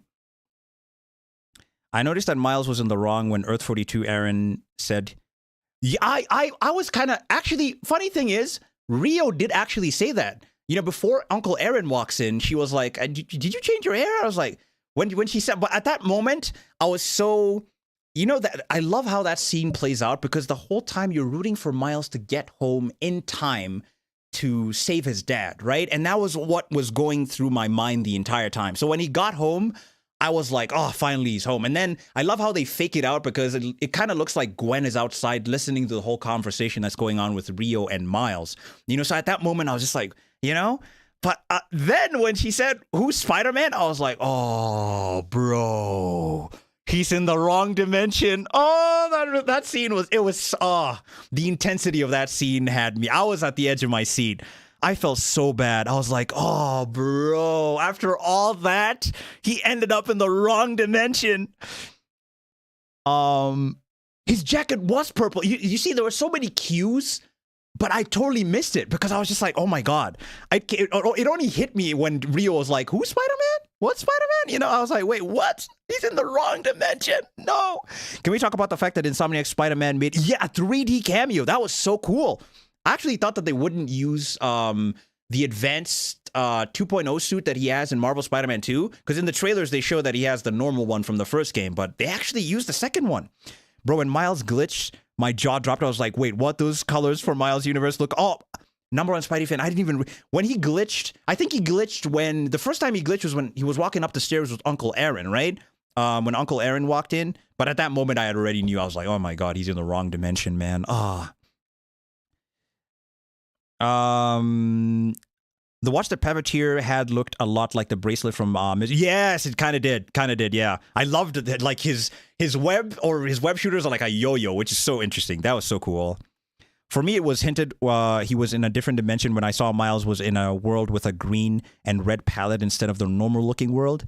Interesting, Sammy. I totally missed that. I was like, because in my mind, I was just like, oh my god, this intense scene is so intense. Miguel is ripping up the, what's it called? The go home machine or something?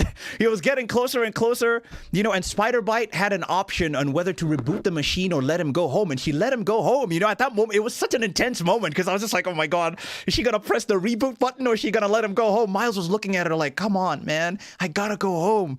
You know, bro, oh man. All of that was just going through my mind. And when he got into that dimension, I was just like, oh man, finally he's here. I copped a Funko Pop from Miles just... love to hear it, man. I think I'm going to get one for the Spot and Miles as well. I really love the Spot in this movie. Miles had W Riz, so she let him go. Facts. 280 spider people for this really? movie. We've already met a dozen or so, but the majority of ones in this HQ kind of felt like more, but 280 is a lot. Suit designs. I'm just going to cover these specific references to ones known from the comics and other media. So as they arrive, we meet Malala Windsor, Spider UK. I hope they release a Prowler, Miles, and Facts. She says, anyone spot the spot? And Jess gets annoyed and asks if anyone else's jokes, and we see yellow text boxes showing everyone else's jokes. See Spot run? X marks the weird-looking bad guy. Wow. Did you say quip or thwip? Oh we need to run a God. spot check. He could be in any hole in the world. Terrible. Those are my weak spots. Damn. He's probably hiding in some hole in the wall. Hey, way to put us on the spot, mate. Oh this my search God. is starting to peter out. I hate it. And as the camera glides Terrible through the quips. main hall Love of it. the HQ, we pass the black and yellow Spider Armor Mark II. Mark II, yeah. Left there. Then a steampunky looking one with these extra appendages. This is Maybelle Riley, Lady Spider from Earth 803. There's a traffic cop Spider-Man. Yes, I did hear And the then I'm there's Dreaming the song, yeah. Bombastic Bagman. We'll talk about him a little bit later. Then on the walkway, Miles passes the Spider Armor Mark III, and then they pass Peter Parked Car of Wow. Earth 53931, and then dropping into him Spider Side of Earth 616. This is a thick boy clone of 616 Huge. Peter. Also, the Last Stand Peter Parker of Earth 312500. But This he is the Peter dies, with the right? high-collar jacket who gets killed in the Last Stand run. Yeah. And exists alongside Ezekiel Sims. Then Peter of Earth 13122. That's He- the Lego what? universe that we saw earlier. Can actually I didn't even the see little him. Lego man sitting on top of What? the windshield there. And then Tarantula of Earth 1610A, 16A being a side universe to Miles' universe of 16. My main concern is how in the hell is the Spider-Verse gonna stop Spot? They need facts. Absolutely. Oh, that's a perfect person to recruit to the Spider Society to stop Spot. You got one right there, number one Spidey fan. Because honestly, I don't see how they stop Spot, to be honest with you. Like right now, this man is on God level. After absorbing all of those powers from every single collider, I don't know exactly how they plan to stop him. Like, this man is on demon time. If my theory about Miles going back in time is right, then him and Miles could be Spider-Man like the games, and him and Gwen could be probably. I mean, but you see the problem with, like, Spider-Man in general. You know, when Peter Parker wins, Spider-Man loses, and vice versa. Same case with Miles. So I really hope it's a happy ending. I really do, honestly. Bro, Cosmic Spider-Man would be so insane, man. That's the only person I think would be capable of it, because right now Spot is on God level, man. Yo. I fear for Jefferson Miles. Jefferson Miles, wow. Jefferson Morales' life, bro. I also find it interesting why he's called Jefferson Morales in this movie rather than Jefferson Davis. I find that very interesting. Who would voice Cosmic Spider-Man? I wonder. I'm not sure. I think Spot the Squid or 42 so much Dad Miles says, huh? You lost me there. Sorry, Jacob. You lost me there. Can we stop the Spot with cream cheese? Cream cheese bagel? Probably a bagel would be what we need to stop him in this one. Christopher Daniel Barnes would be great. If they brought him back, I love that they brought Josh Keaton back as Spectacular Spider-Man, and they gave him some lines as well. It was so cool to see that. We also saw his Uncle Ben moment as well, which was so cool.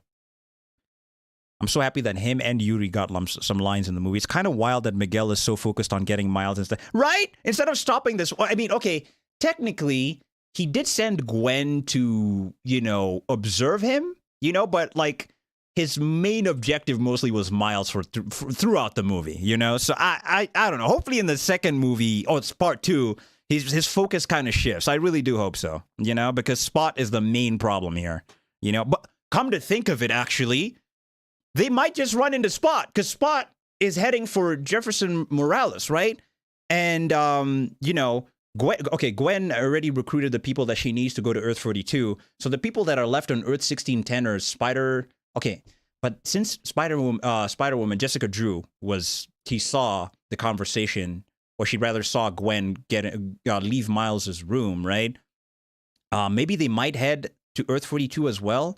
But basically, okay, Gwen took out Ben Reilly, so Jessica Drew, and Miguel were the only ones left, I think, on Earth 1610.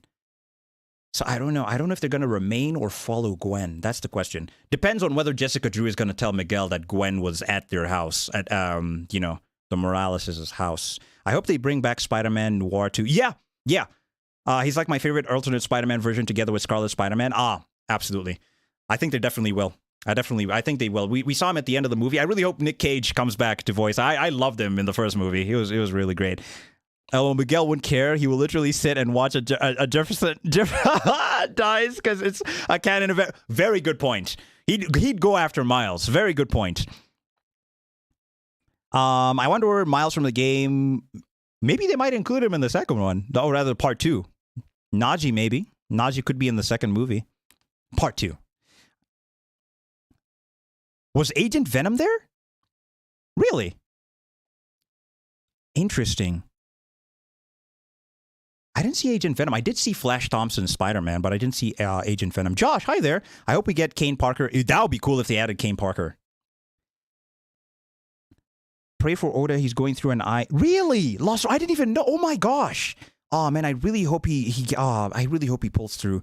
We cannot afford to lose Oda, man. He's one of the greatest mangakas ever. Agent Venom is going to be a suit in Marvel Spider-Man 2. That would be cool if they added that. I want Najee in the live action. Ooh, if they make him Miles Morales in the live action movie, I would not at all mind. But I think they might go for a younger person. I feel like somebody younger than Tom Holland.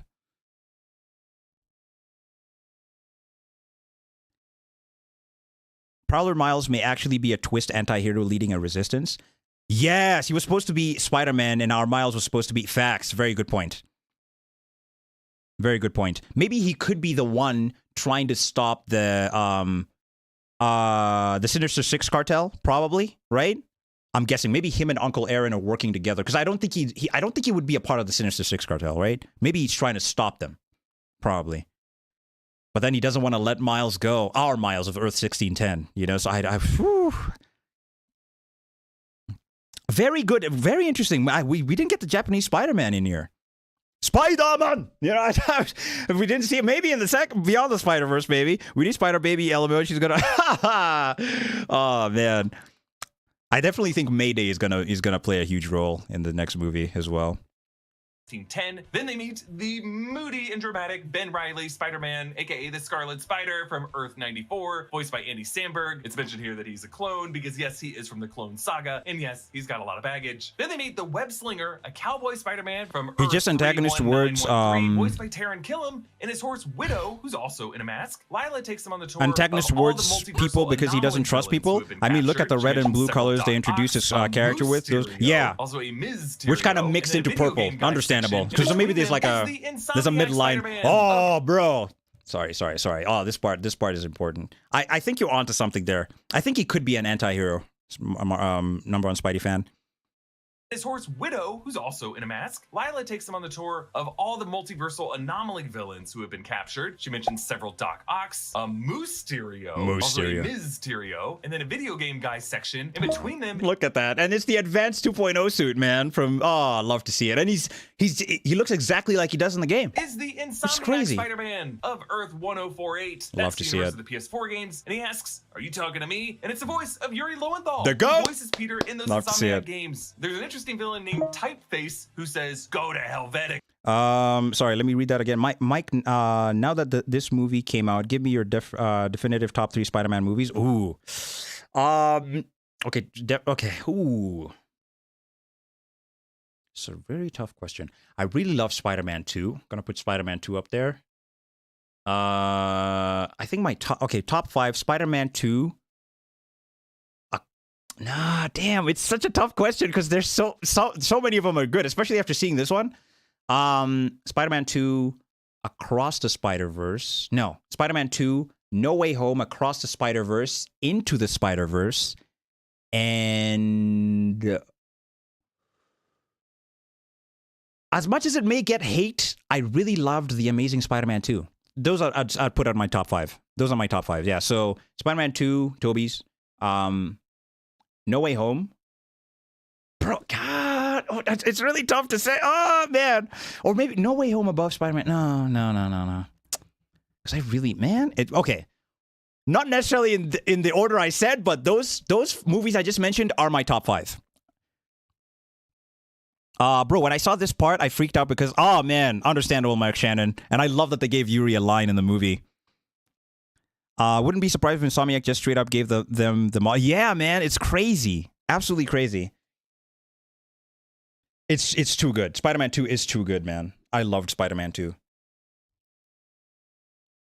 Me too. Oh, when I saw Donald Glover right there, man, shocking. In the 2018. After seeing that, I really do hope that they do something with his character in Tom Holland's Spider-Man. I don't know what villains they plan to introduce there. I mean, they did live a symbiote in that world when Tom Hardy's Venom went back to his universe. So Black Suit Pete could happen, but I hope they have like a place for Prowler, Donald Glover's Prowler. Prowler, I can't even speak right. Now that we've seen him in his costume and everything, you know? From the Helvetica typeface that it's in the real world to Ariel, which Microsoft introduced in the early 90s as an alternative to Helvetica. So this might just be an inside joke with these animators. They might just really hate Helvetica and prefer Ariel. And I can tell you, as someone who writes all my scripts in Ariel for YouTube, Ariel is much nicer because it takes up less space on the page. So that might be it. Then Lila mentions an interesting Craven, a boring Rhino, and then, oh my god, a Prowler, a cameo by Donald Glover in live action. Crazy, man. This scene, I was literally jumping up and down in my seat, bro. Think about getting an art book for this movie, or for No Way Home. I can only afford one right now, and decision is killing me. Just for recency biased, I'd definitely go with Across the Spider-Verse, number one Spidey fan. What would happen if 42 Miles ends up finding a spider like the one that bit our Miles? Then I guess he definitely becomes Spider-Man.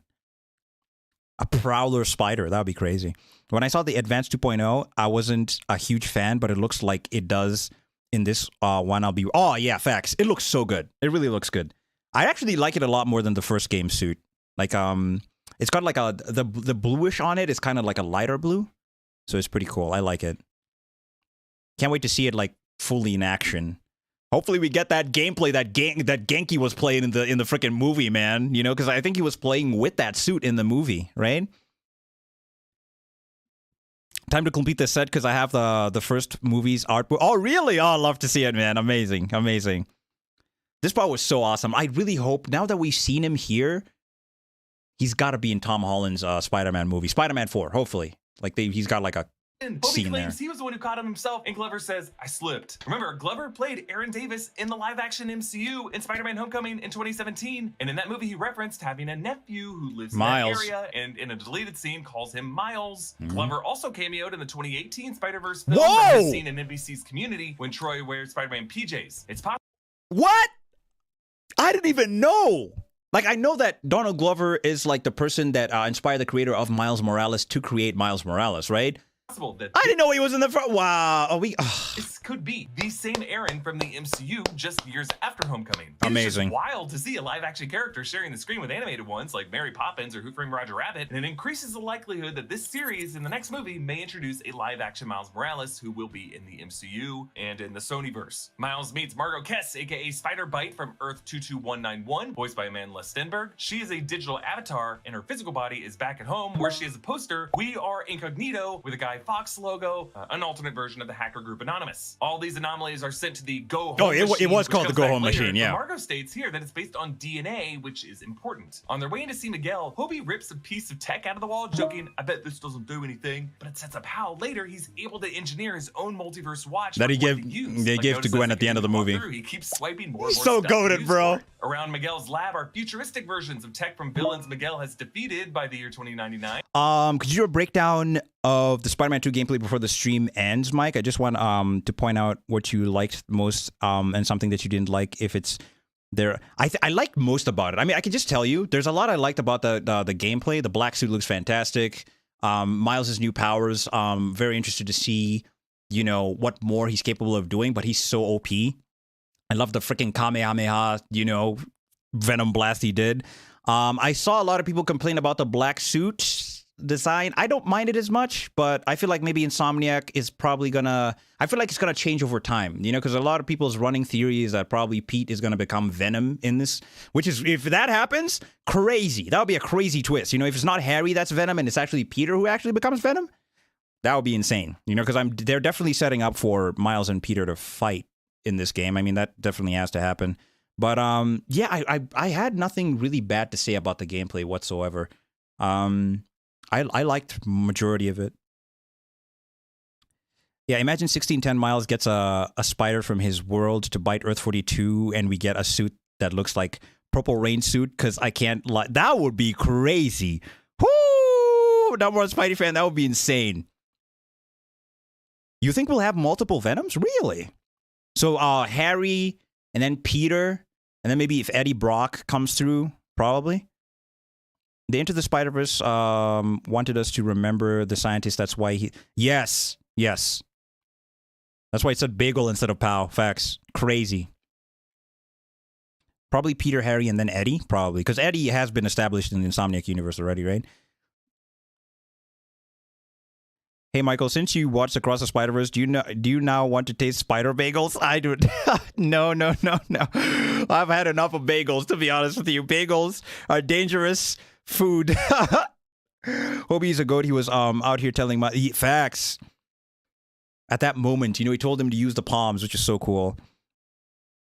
What do bagels from 2099 taste like? I wonder. Like, it rounds back to the first movie coming full circle, and we have a new Miles learning to be a spy. Facts. If time travel is something that is involved with Beyond the Spider-Verse, I wouldn't mind that at all. When Insomniac said that the gameplay was not definitive version, they're still cooking. Yeah, I trust Insomniac full-heartedly, man. I have no qualms or issues. I cannot wait to see what they have in store for us next. Jake says, please, no more bagels. Hey, Mike, I think there is no One Piece. Really? There's no One Piece episode this week? Oh, they're taking another break? Last episode was absolutely hilarious. Fun fact, somebody said that hopefully Miles doesn't get to fight Insomniac Spider-Man because this guy is like the... he's pretty tough. He's pretty tough. Especially now, bro. They're lucky they didn't give... they didn't use symbiote, you know, Insomniac Peter for this one, because that man is on demon time, bro. Including the claw of a Prowler, the arms of Doc Ock, and the glider of Green Goblin. But, you know, how he must use because of scraps plot, from I'm their sure tech Miles to would win. continue building his technology. Miles tries to connect with Miguel by offering him empanadas, but Miguel throws the food back in his face and responds in a curt, more technical Spanish than Miles' folksier Puerto Rican Brooklyn slang. Peter B. Parker returns along with his new baby daughter, Mayday Parker, who has a baby day pass, telling us that Jessica Drew gave Miles a wristband that's normally for babies. So Miguel launches into his big explanation, first depicting all of reality as a glowing... Bro, immediately I saw this, I literally just got Loki vibes and Quantum Mania vibes. Like the way they depict like different dimensions and like the sacred timeline. I think that's what they called it, right? White vine with branches, imagery that I think is made to look just like the sacred timeline of the MCU, which split into a multiverse at the end of Loki, and is now now a messy web, last seen in the post-credit scene of Ant-Man the Wasp: Quantumania. It's clear that this movie is trying to establish the animated Spider-Verse as part of the live-action Marvel multiverse from the MCU. But over this white vine, straight red lasers beam out to represent the Spider-Verse. Miguel O'Hara refers to this as the web of life and destiny, which is the term in the comics, or as he says here, arachno-humanoid polymultiverse. The nodes represent Which he admitted sounds kind of dumb too. 6 different comics moments when a spider bite occurred, including an early one where Peter's wearing the yellow vest. Behind that, to the right, are various moments Peter and MJ connect, including Kirsten Dunst, Mary Jane, kissing Tobey Maguire, Peter in the rain from the 2000. How was I supposed to know and see that, bro? Goddamn, Eric Voss, you're too good, bro. Then to the left, the next nodes that Miguel refers to as very, very bad. Eddie Brock has Venom. The Venom symbiote overtook Eddie Brock in the comics. It's fascinating that Miguel categorizes the creation of Venom as a canon event in the life of every spider person. To me, this kind of feels like Sony's trying to make Venom as important as possible. Every spider person minus Tom Holland. Like, Tom Holland is the only one who doesn't have a... Well, Andrew Garfield didn't either. So I guess maybe, yeah, so I guess it was just Toby. Just Toby, right?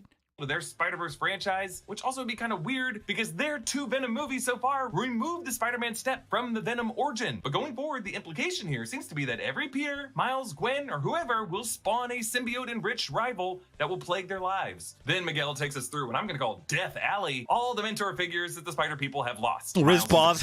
His loss of Uncle Aaron from the first film. And Miguel singles out what he calls Event ASM 90, which is a nod to the Amazing Spider-Man number 90, in which George Stacy goes to save a kid. We actually see the same comics art of those panels here during Spider-Man's fight with Doc Ock that ends up taking George's life. I believe it's 31 issues after this. Amazing Spider-Man 121. That is the death of Gwen Stacy, his daughter. Damn. Miles turns over to a parallel moment, a projection of Andrew freaking Garfield, Peter Parker, crying over the body of Dennis Leary, Captain Stacy from 2012's Amazing Spider-Man film when George was killed by Rhys Ifans' version of the Lizard, Dr. Connors. And again, since all these Tobey Maguire and Andrew Garfield moments connect to the MCU, Tom Holland sort of is getting a Venom, but I'm not sure it counts since it's part of Sony's Venom that was left in the MCU, so it's not exclusively or facts. I mean, because I'm guessing maybe for his Spider-Man movie after he gets the black suit, because I'm assuming somehow he's gonna get it now that a piece of Eddie Brock's Venom from the Sony universe was left. After he removes it, I don't know if they're gonna give Tom Holland his own Eddie Brock. You know, because I don't think, okay, I mean, as much as I would have loved for Tom Hardy's Venom to take on Tom Holland's Spider-Man, I don't know if they're going to do that. They're going to have Andrew Garfield and Tom Hardy square up in the... Oh, that would be so cool. I'd love that, man. But I don't know if they're going to do that. Miguel O'Hara, a.k.a. the serious one, facts. I think the next Tom Holland Spider-Man movie will have to pry our last one. I don't think it will be the last one. Because you see, like, they treated the third movie as sort of like the beginning for, you know, sort of like another trilogy. Because, I mean, you know, the Homecoming, you know, Far From Home. It was kind of like, it kind of felt like that trilogy kind of felt like an origin story. Like, all the way from Homecoming to Far From Home to No Way Home kind of felt like an origin story for Peter Parker, you know? So I feel like now we're getting into another trilogy, you know, with him. I don't think the fourth one is going to be the last one that he does. I'd love, me too. That would be so cool. He was like Batman, right? It's like Batman and Black Panther just fused. He really did go on all fours on the train, bro. Goddamn. Has anyone ever thought about what if Harry Osborn became Spider-Man instead of Peter Parker? I think is there a dimension that happened before? Peter B. Parker said Miguel is the only Spider-Man who is not funny. Facts, he did say that. He's too serious all the time. Brooding. He's literally the Batman of Spider-Man. You by association. I mean, Batman does have funny moments, though. Giving us a codified understanding of how the Spider-Verse is all connected, including to the MCU. Miguel confesses that he tried to bypass a canon event of his variant's death in a reality so that he could be happy in a reality with his daughter Gabriella, but eventually that reality erased around him. This may remind you of the logic of what's called absolute Black Panther for me. Black Panther is stronger than Daredevil. Marvel world, but it just sounds like different terms for the same kind of idea. Peter B. Parker explains the necessary loss of Uncle Ben, and in one node portal, we see Cliff Robertson, Uncle Ben, dying from the 2002 Sam Raimi film, and Tobey Maguire, Peter Parker crying over him. But to the right of that is the animated spectacular Spider-Man, Josh Keaton, voiced by Josh Keaton. In the moment his Uncle Ben died, and then on the far right is Uncle Ben's death from the cutscene of the PS4 game. Whoa! They added the Amazing Spider-Man 2? Josh Keaton in the moment. Game? What? Bro! His Uncle Ben died, and then on the far right is Uncle Ben's death from the cutscene of the PS4. Wow! I'm shocked. I'm genuinely shocked. They actually added the Amazing Spider-Man 2 scene. The game. Yeah, the game. What? They used the game version, bro. Ain't no way. That's crazy. I didn't even... Bro, how does he catch these? What? Oh, man. Yeah, Amazing Spider-Man 2 is hella underrated. So it's not the perfect game, but I enjoyed it. I enjoyed it for the most part. Bro, that's crazy. I did not even expect that. Gunas, hi there. It did not age well, definitely. I mean, I actually preferred the Amazing Spider-Man 1 game a lot more than I did 2. 2 was okay. It was okay. It was okay. It was okay. Man, I'm shocked. PS4 game. Josh Keaton actually joins the other Spider people I'm so in happy. this intervention, saying, Josh I know Keaton. it's hard, but it's the truth, Miles. When Miguel traps Miles in this red energy field, Hobie holds out. I thought it was a scene from the movie. Didn't they? Me too. I was not at all expecting that, man. Like, I did not think that they actually used They could have just used the Amazing Spider-Man 1 footage of Andrew Garfield, you know, crying over Uncle Ben, but they decided to use the game. I wonder why. Out his hands palms, calling back his advice to Miles back in Manhattan to use the palms instead of the fingertips. And so when Miles listens to him and blasts out of the cage and all the other Spider people chase after him, Hobie's like, nah, I'm out. And he leaves back through a portal and tosses his watch behind. I'm telling you, as we look ahead to Spider-Man Beyond the Spider-Verse, Hobie Brown is a very important character and a potential mentor to Miles Morales that none of the other characters are. So Love to see it. alerts the Spider Society. In this cafeteria, one of them's reading a newspaper with an opinion page headline, Are Cats Man's Best Friend? They all break into groups of 3, recreating the post-credit scene in the 2018 film, which of course was repeated in the live-action Spider-Man No Way Home. Love it. The idea that 3 is kind of a magic number for these Spider people to stump Straight them into fire, confusion bro. like this. The group closest to us, and The story in the game was horrible. Like they kind of added I guess a bunch of stuff. I remember there was a scene in the Amazing Spider-Man 2. They added Chameleon. Chameleon was a part of it. They added Kraven, you know, who was not even a part of the movie at all. But yeah, they did. I feel like they added a couple of villains to kind of stretch out the story to some extent, which is I don't know, man. It was not really the best game, to be honest with you. Amazing Spider-Man 2. Yes, not at all. Hey Michael, what did you think of Yuri Lorenzo's version of Spider-Man appear? I loved it. I loved it very much. Was a very good camera angle. Facts. Very, very, very true. Yeah, the fight with Carnage wasn't too bad either. That was very unexpected too. I was not expecting that at all.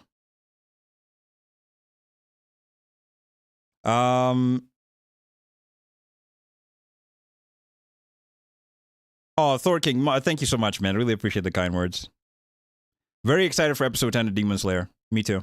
Damn, Amazing Spider-Man really is the underrated middle-aged brother of the facts. I mean, Andrew's, you know, the thing is, out of all 3 of them, I feel like Andrew, this is just my opinion, I feel like Andrew really gets what it means. Like, he's really invested in the character a lot more than I'd say Tom Holland and Tobey Maguire is. Like, he really understands and grasps what it means to be Spider-Man. It's just unfortunate that, you know, the studios did him dirty, you know, but I think out of all of them, I loved him so much in No Way Home. He was so good, you know, like, but I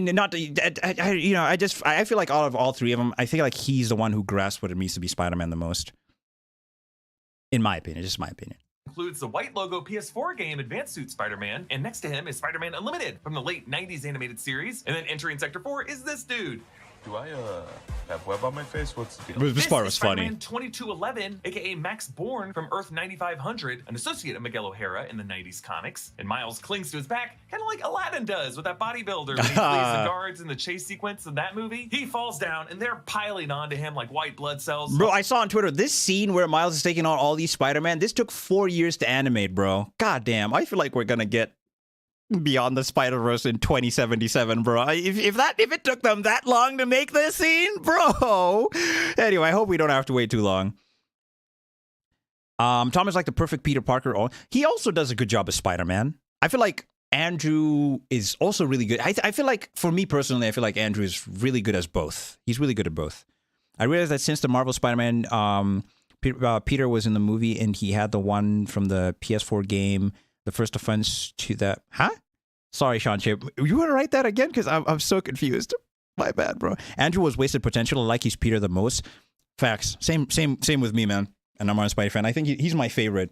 And this is like way before, because I know a lot of people, when they come out and say that they love Andrew Garfield now, a lot of people like call him out for saying, oh, where was that same energy before No Way Home, man? Y'all were hating. I loved Andrew Garfield all the way back during the Amazing Spider-Man, 1 and 2 days. Like, I loved his Peter Parker and Spider-Man as well.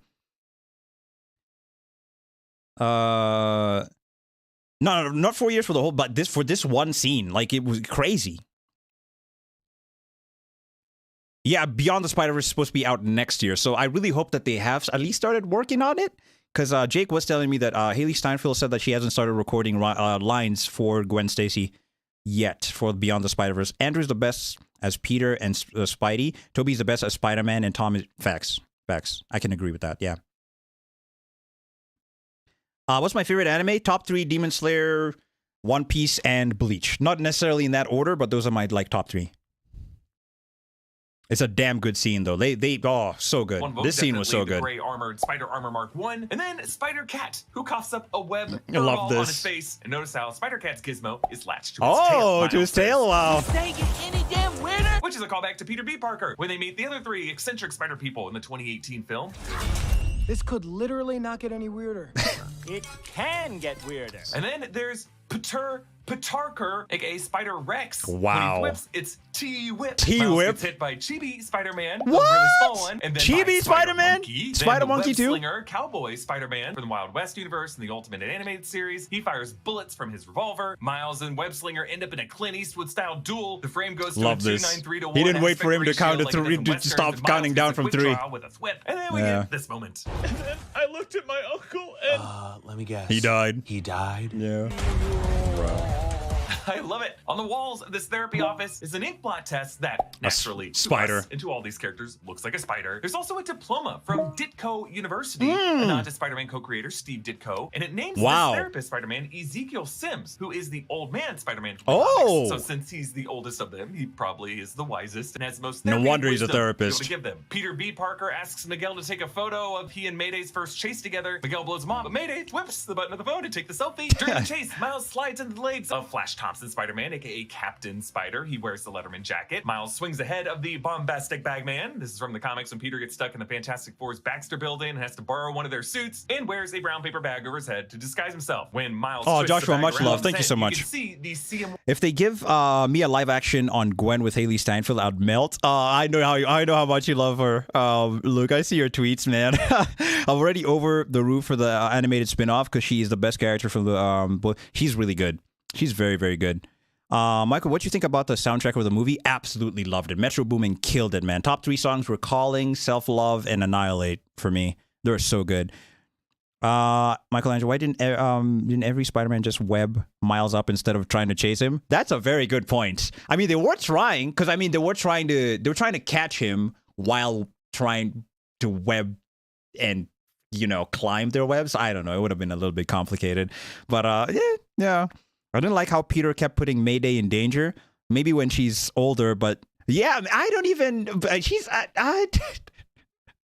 That's why at the end when he came home, when Gwen came through to recruit Peter B. Parker, she was like, "Don't tell your mom," MJ that is. But yeah, it's kind of weird that he's going with her on these missions. I don't know, But I really enjoyed her. She was really funny in the movie.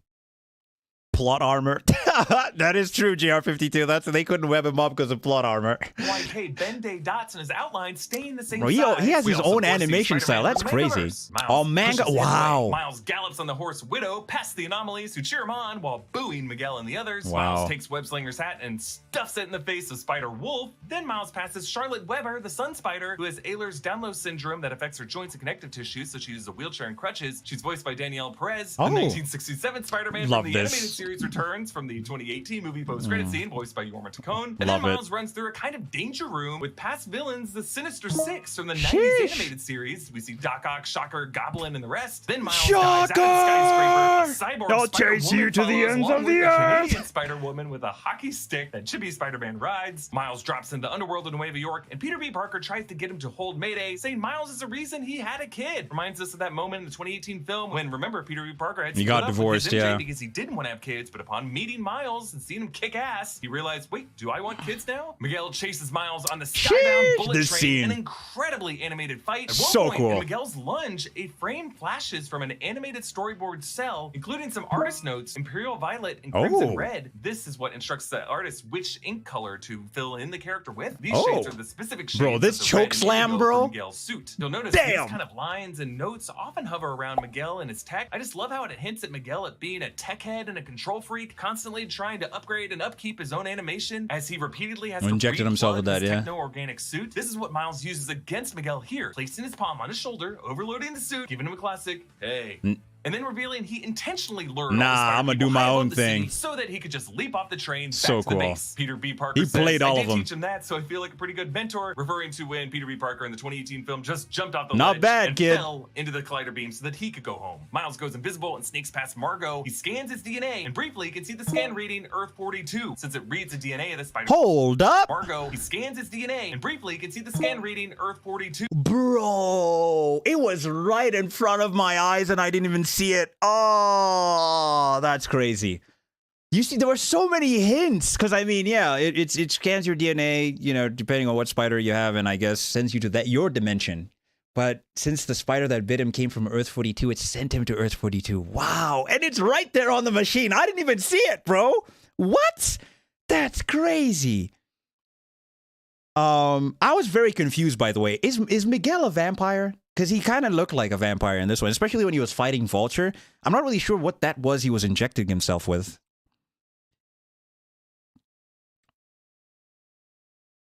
Is he like a vampire? Bro.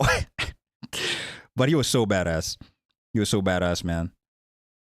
I saw that. I saw it the second time watching it. I see. Man. Oh, so he is a vampire. He's just fully half a spider. He was injecting spider venom? Really? Yeah, that way he put his mask back on when he got flashback. Oh, I see. Interesting. I never thought he was a vampire. Is that how he is in the comics too? Interesting. I did not. I thought that like maybe he's just like, you know. No, his fangs and claws can see in the dark. Instead, wait, hold up. No, he has fangs and claws and can see in the dark instead of radiation. He's literally, he's half spider. I see. Okay, because I was like, bro, when he was fighting Vulture, this man popped out some fangs, man. I was like, god damn. But it kind of looks like the drug he was using is kind of, if you look at him when he was with his daughter and like the videos and everything, compared to how he looks now, he looks like so pale. His eyes are like reddish, you know, like this man has not slept in 48 years, man. Like he's just on demon time constantly. 2099 is quite literally Spider-Man. I see. Oh, okay. Makes sense. Okay. Because I thought like, I thought it was like his futuristic suit that gave him like abilities, but I guess not. Interesting.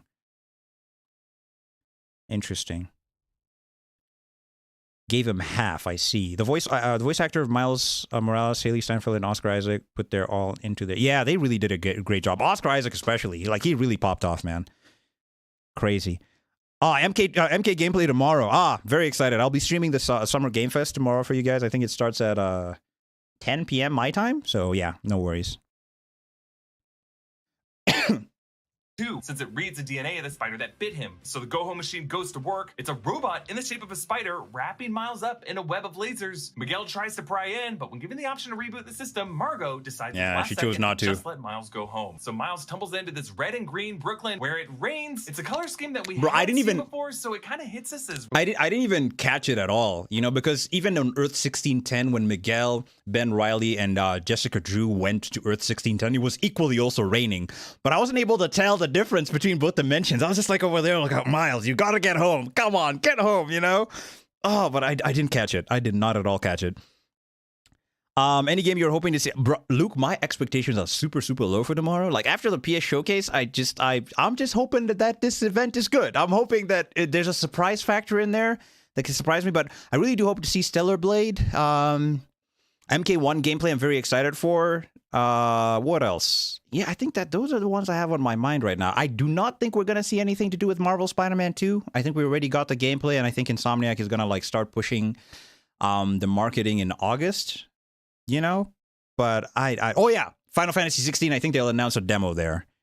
Yeah, but hey Christian, man, welcome. Oh, we need Stellar Blade immediately. Absolutely, I'm gonna need that, man. I really hope it's coming out this year. I mean, the fact that we didn't see it at the PS showcase makes me feel like probably could get delayed.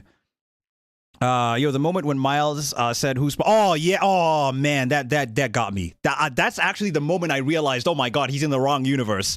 And there were so many hints.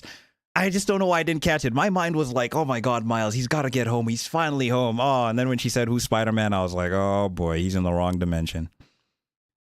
Oh, Fantasy, thank you so much. Bloodborne? Not happening. Definitely not happening. Definitely not happening. Maybe Elden Ring DLC, probably. Salty Ice Cream, hi there. Mike, IGN released a Final Fantasy gameplay video 30 minutes ago. But no demo? Really? Bro, I don't need to see any more of the game. I just want the game, bro. Hopefully they release that demo soon.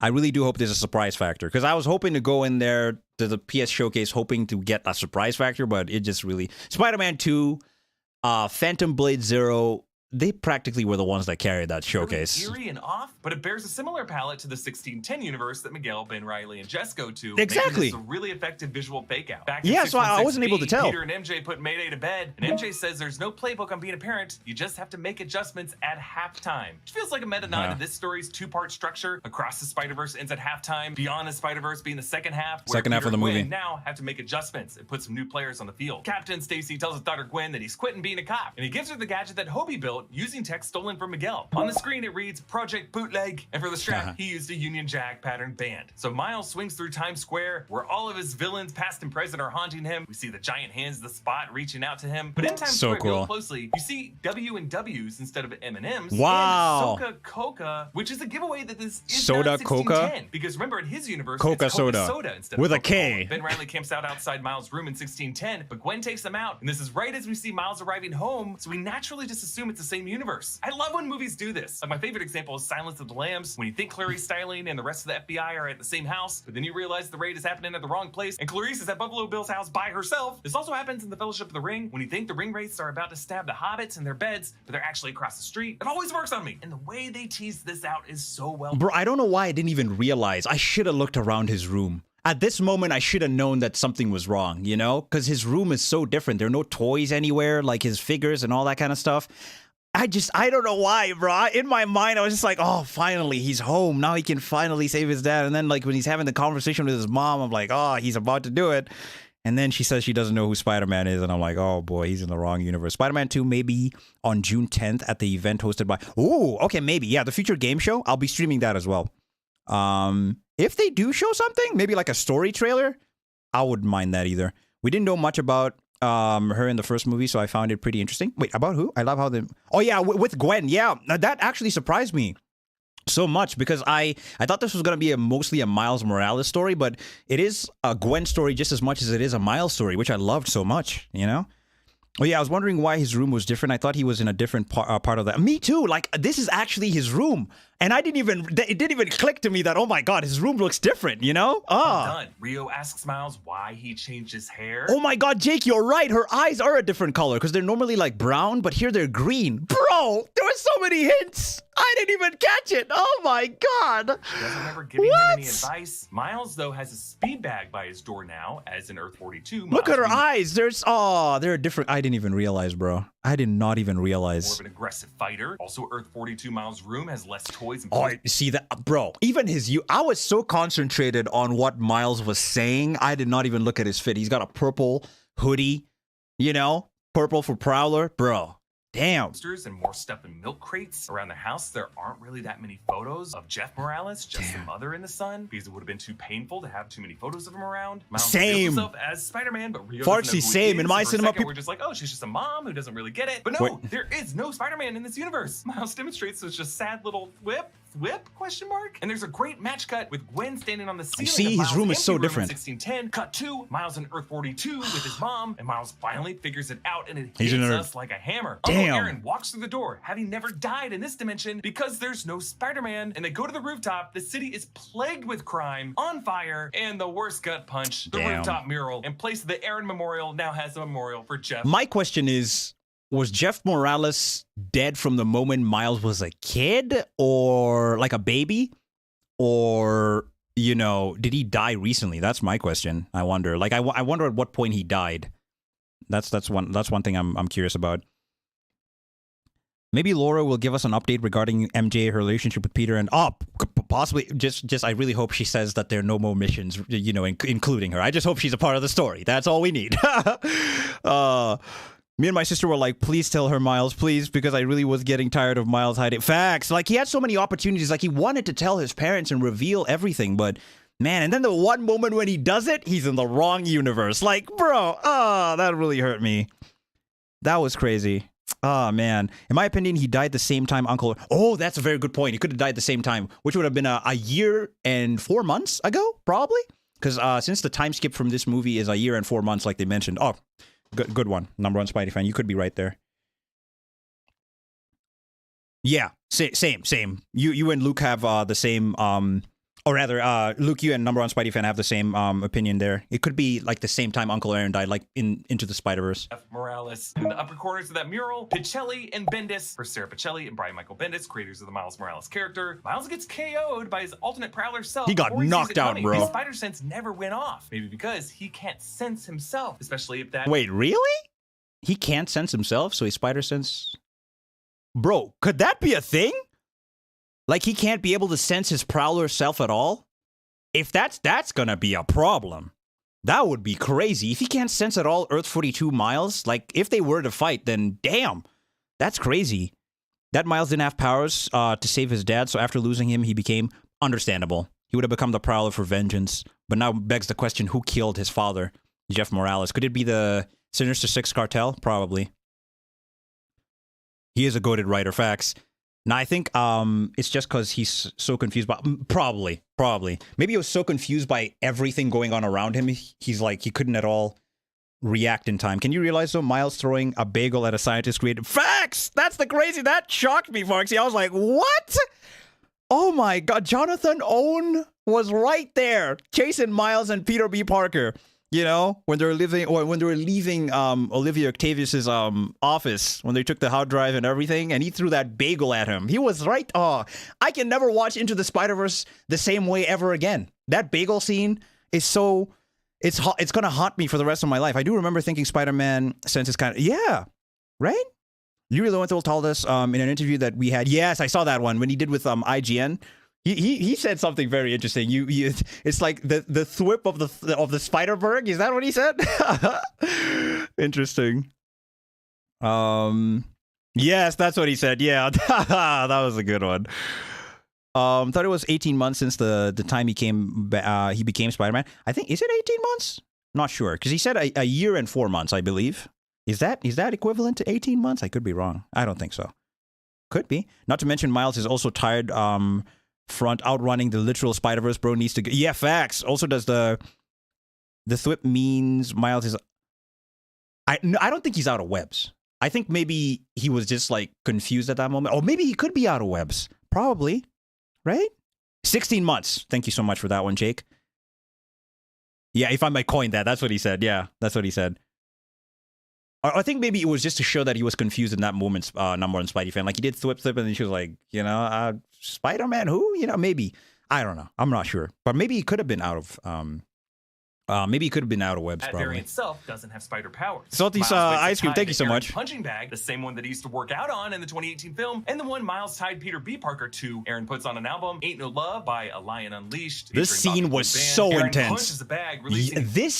Bro, when I tell you I literally jumped out of my seat when he punched the punching bag, bro. I was like, bro, did he just kill? Okay, for a second I actually thought he killed him, but then I was like, there's no way they do that. But if they, this scene was crazy. Blast of CMYK dots, like all the ink was slammed out of it. We briefly hear the voice of J.K. Simmons, J. Jonah Jameson, reporting crime from the TV. Nah, I gotta say, Earth 42 Miles' fit is fire. Like his Prowler, I can't even speak right. His Prowler outfit is so cool, bro. As a younger Prowler steps forward, Miles G. Morales, whose hair is braided, the same one we saw back in his name is Miles G. Morales. What does the G stand for? Oh, Gonzalez, right? Because it's Miles Gonzalez Morales, right? That's his name, his full name, right? So it's got to be Miles Gonzalez Morales, right? If I'm not mistaken. Younger Prowler steps forward, Miles G. Morales, whose hair is braided, the same one we saw back in the Spot's backstory of the spider that left. This was when I'm going to see the movie again tomorrow. I'm going to keep an eye for this scene specifically, because when Spot was explaining his backstory and how Miles created him and how he took the spider from Earth 42 and everything, we actually see Miles G. Morales there.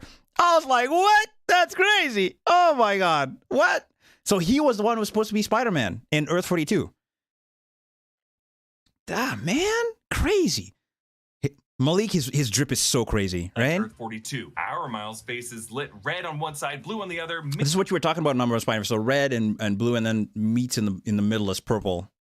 Scene in the middle as Prowler purple. His fingertip manages to produce a small spark on the chin. Oh, you can't watch it again, First? Oh. Free. Meanwhile, Gwen reunites with Peter B. Parker in Mayday as we I hope hear you managed to watch it again. Returning from the opening minutes, and we see the new band that she has put together, including Gwen, Peter B. Parker, Mayday, Hobie Brown, Privateer Prevacar, Margot Kess Spider Bite, and returning from the first film, but not saying anything, Penny Parker, Spider-Ham, and Spider-Man Noir. I was so happy to see Spider-Man Noir back. The line, "You want in?" This explains why the film opened the way it did. From Gwen's point of view, a third-person account of what Miles went through, telling us why she quit her band, saying let's do things differently this time, and why the opening images included things that happened to Miles throughout the film. This was all Gwen's sales pitch, her recruiting mission, what she said to every single one of these spider people to get her to join her team, to join this rescue mission, and this brave step to defy the Spider Society. So yeah, we want in, and go ahead and take my money for Spider-Man Beyond the Spider-Verse next year. I want it today. I don't want it. I want it today.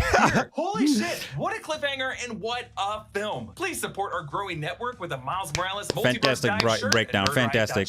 Subscribe to the Deep Dive channel for deeper dives into the Spider-Verse this week. And subscribe to our third channel, The Break Room. Follow me on Instagram and Twitter at EABoss. Follow New Rockstars. Subscribe to New Rockstars for more analysis of everything you love. Thanks for watching. Bye. Fantastic video, guys. Make sure you subscribe to New Rockstars. Our breakdowns are absolutely incredible. Man, gotta say, this movie was a 10 out of 10 for me. I cannot wait. I'm definitely gonna go watch it again tomorrow and see the thing, like everything that Eric Voss has pointed out here. I'm definitely gonna keep an eye out for. But man, that cliffhanger hurt my soul. I mean, but you know, at the same time, I was like, oh my god, I feel like it's gonna end. I know it's gonna end. Oh, and I of course, going in, I knew that this was gonna be part one, because in the first trailer they say this is gonna be part one, right? But at the same time, I was like, oh, please don't end. And then when it ends, I'm like, I need Beyond the Spider-Verse tomorrow, bro. I need it. Yo. Oh, man. They dropped a new breakdown? Really? I'm gonna have to go check that out. Hold up. Which one is it? Let's see. Oh, they're a bunch. They're a bunch here. Oh. Spider-Man Across the Fire-Verse, 50 more Easter eggs. 50? God damn. Let's check this out. We can check it out. Welcome back to New Rock. We back again. In fact, this one 1 hour ago. Oh, nice one, number one Spidey fan. Thank you so much for letting me know. I think they're gonna talk about the fact that Genki was playing Marvel Spider-Man 2 in this. Yeah, Demon Slayer is ending soon. Oh, I really hope we get. I heard season 4 is in production right now, so at least hopefully, maybe next year it might start airing. Thank you so much for that one.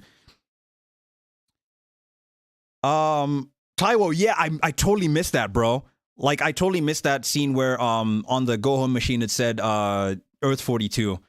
Like, I was so concentrated on the fact that Miguel is coming after him. I was just like, oh my god, is Spider-Bite gonna let him go home? Like, I totally missed the Earth 42 thing that it said on the machine.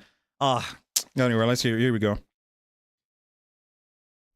It's entering the end game, so we're getting closer to the end. Oh man. I'm Eric Eric Voss, and I know, Spider-Man Across the Spider-Verse included Miles' roommate Genki Lee playing the real-life upcoming Spider-Man 2 game. It's one of 50 additional details and Easter eggs I did not include in my massive breakdown of the film that I am now going to share with you after yet another rewatch of this amazing film. Watch it again. And I'm gonna go see it again tomorrow. I did break down the 2018 film for dozens of new details, and I hosted a live stream of Across the Spider-Verse on the Deep Dive channel. This movie's ending made me feel a feeling I don't feel with movies. I understand. It's like that feeling you got when you watched Infinity War, and then Thanos is just sitting on his farm, and then he smiles, and then he just cuts to black, and you're like, are you kidding me? So I hate cliffhangers in movies, you know?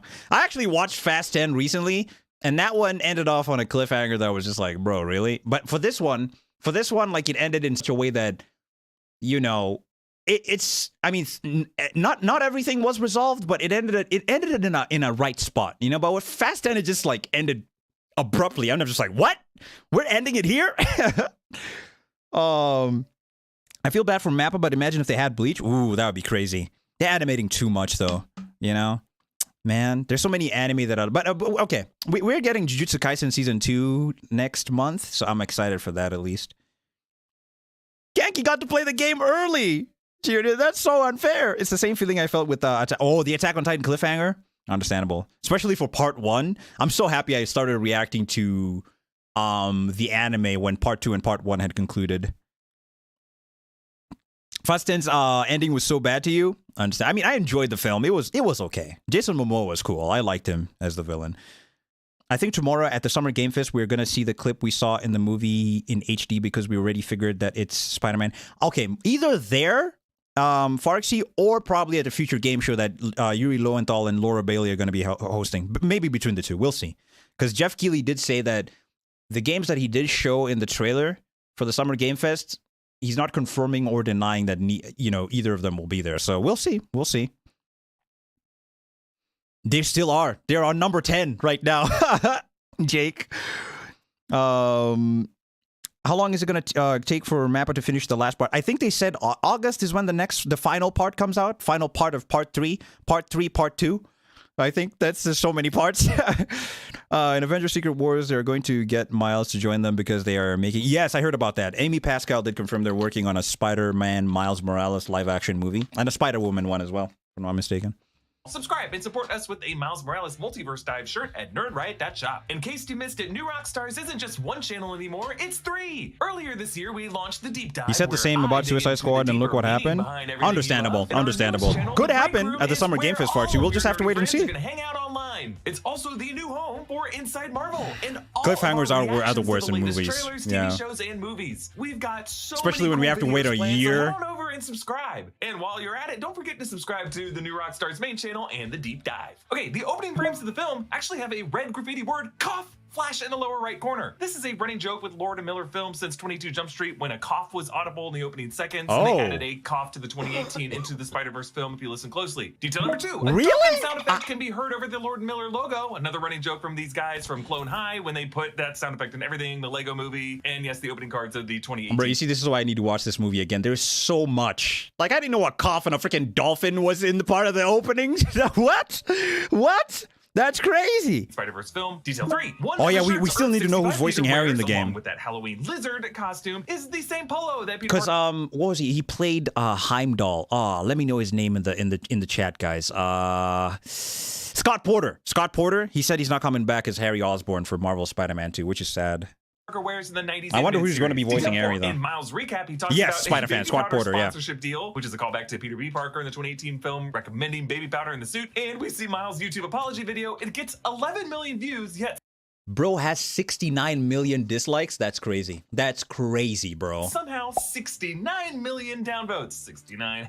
And this comment. The Genius 27. Hey there. For actual babies, though, for real. Detail 5. In Miles' fantasy, when he reveals himself to his parents, I love how they throw the couch in the air and it never comes back down because it's fantasy. Detail 6. Bagels are everywhere in this movie, reflecting their importance to the spot. I'll never look at a bagel the same way again. And of course, the Everything Everywhere All at Once, everything bagel symbol. But bagels are also in the pastry case in the bodega. They knew what they were doing with that number for sure. Known through a portal, and in the Spider Society cafeteria. cafeteria, a lot of people are eating bagels. That's Detail number crazy. 7, in the ATM, the $100 bills are 69 not million Benjamin Franklin's. I dislikes. now realize they're actually Alan Hawkins, Sony's animation Oh. supervisor. Detail 8, Miles' dad was named Jeff Davis in the 2018 movie and in the comics, but if you look at his badge in this movie, they have updated his name to Jeff Morales. Yeah, I did. That's what I was wondering. Why are they calling him Jeff Morales? That's weird, because his name is Jefferson Davis. Meaning he took his wife's surname. Now, the Oh. comics go into why Jeff and Rio decided to give Miles Rio's surname of Morales. Basically, Jeff didn't want Miles to have his father's last name. Detail 9, when Miles is late, Jeff says, "I see bubbles" on the phone, referring to the 3 dots on the text feed, but it's also literally the soap suds that Miles is covered in this Wow. moment. Detail 10, when Miles returns to his dorm room, he waits for pigeons to fly past like a jogger waiting for traffic at an intersection, showing how Miles funny. has learned after running into pigeons and sticking to all of them in the first movie. Detail 11, yes, Genki Lee is playing the Spider-Man 2 upcoming video game. When Miles Crazy. enters the room, that lucky kid gets the game early. 12, on Right? Genki's wall is a poster for soccer player Hyung-Min Son, known Oh. for doing a Spider-Man celebration whenever he scores. Oh, He's also yo. currently friends with Tom Holland. 13, Whoa. Miles jokes about buying 2 cakes as kind of a life hack, but buying 2 cakes later screws him over because he can't thwip with both of them in his hands. Just a fun way of showing Miles trying to juggle 2 parts of his life. 14, when Jeff follows Miles and Spot to the Alchemix site, he faces a leap of faith into a portal, but then he wusses out and takes a stairs. Just like Miles, yeah, initially did in the with his first jump game, test in in the first 2018 movie, film. rather. 15, the Spot reveals that the number 42 spider came from an alternate dimension, Earth 42. And I love how they foreshadowed this in the first movie by having the spider glitch in that movie because the spider was in the wrong reality. 16, for the Spot's design, VFX supervisor Mike Lasker said that as the Spot evolves throughout the movie, his ink spots get more and more active and busier, and they have just more personality as they pop off his body. Love 17, that. when Miles swings with Gwen, he says,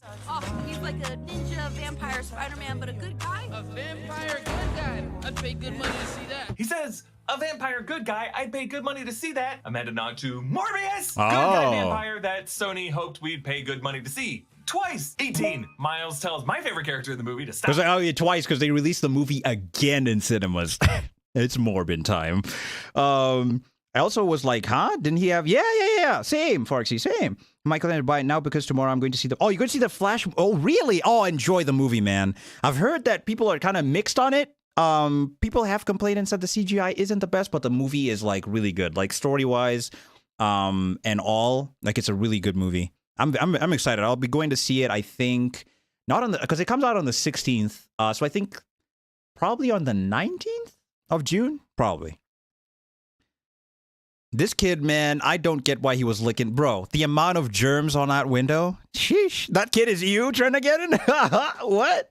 Licking the window, and it's kind of a callback to when he put his mouth on Aaron's window back yeah, I in 2018. remember. 19, when we first see the Spot's apartment, beneath that Everything Everywhere All at Once reference billboard is a sign, 1917, 161 Bryce Brown, what's up? 616, 1610, Miles Universe, 616, the main Marvel Universe, 1917, I don't know, maybe not to the Sam Mendes movie, 20, and my favorite shot of the movie, Gwen walks upside down love on this that scene. bank building, and the sunset flare disappears and then reappears upon the rotation. It's so beautifully Wow.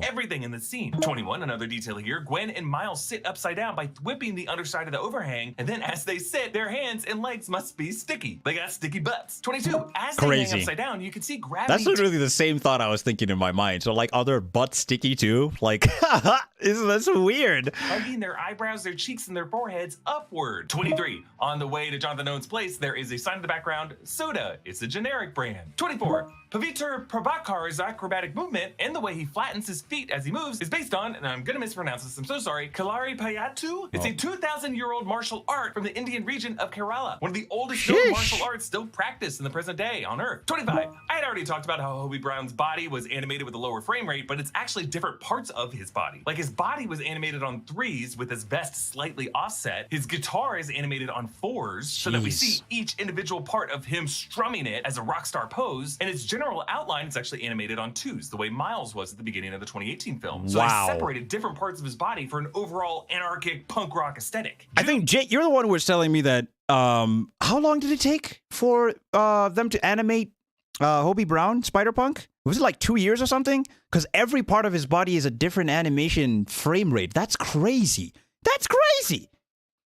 Or 3 years to animate him. Wow, that's crazy. Is when summer heats up, and if you want to keep cool, minimize your time in the kitchen with Raise Factor. 3 oh my Factor's God, fresh, bro, never that's frozen crazy. meals are ready in 2 minutes, so you can spend time not standing in front of a hot Right? stove No wonder when it took it's 80 years to degrees out. animate, Factor right? is America's number one Damn. ready-to-eat meal kit. You've heard me talk about. Bro, that's absolutely insane.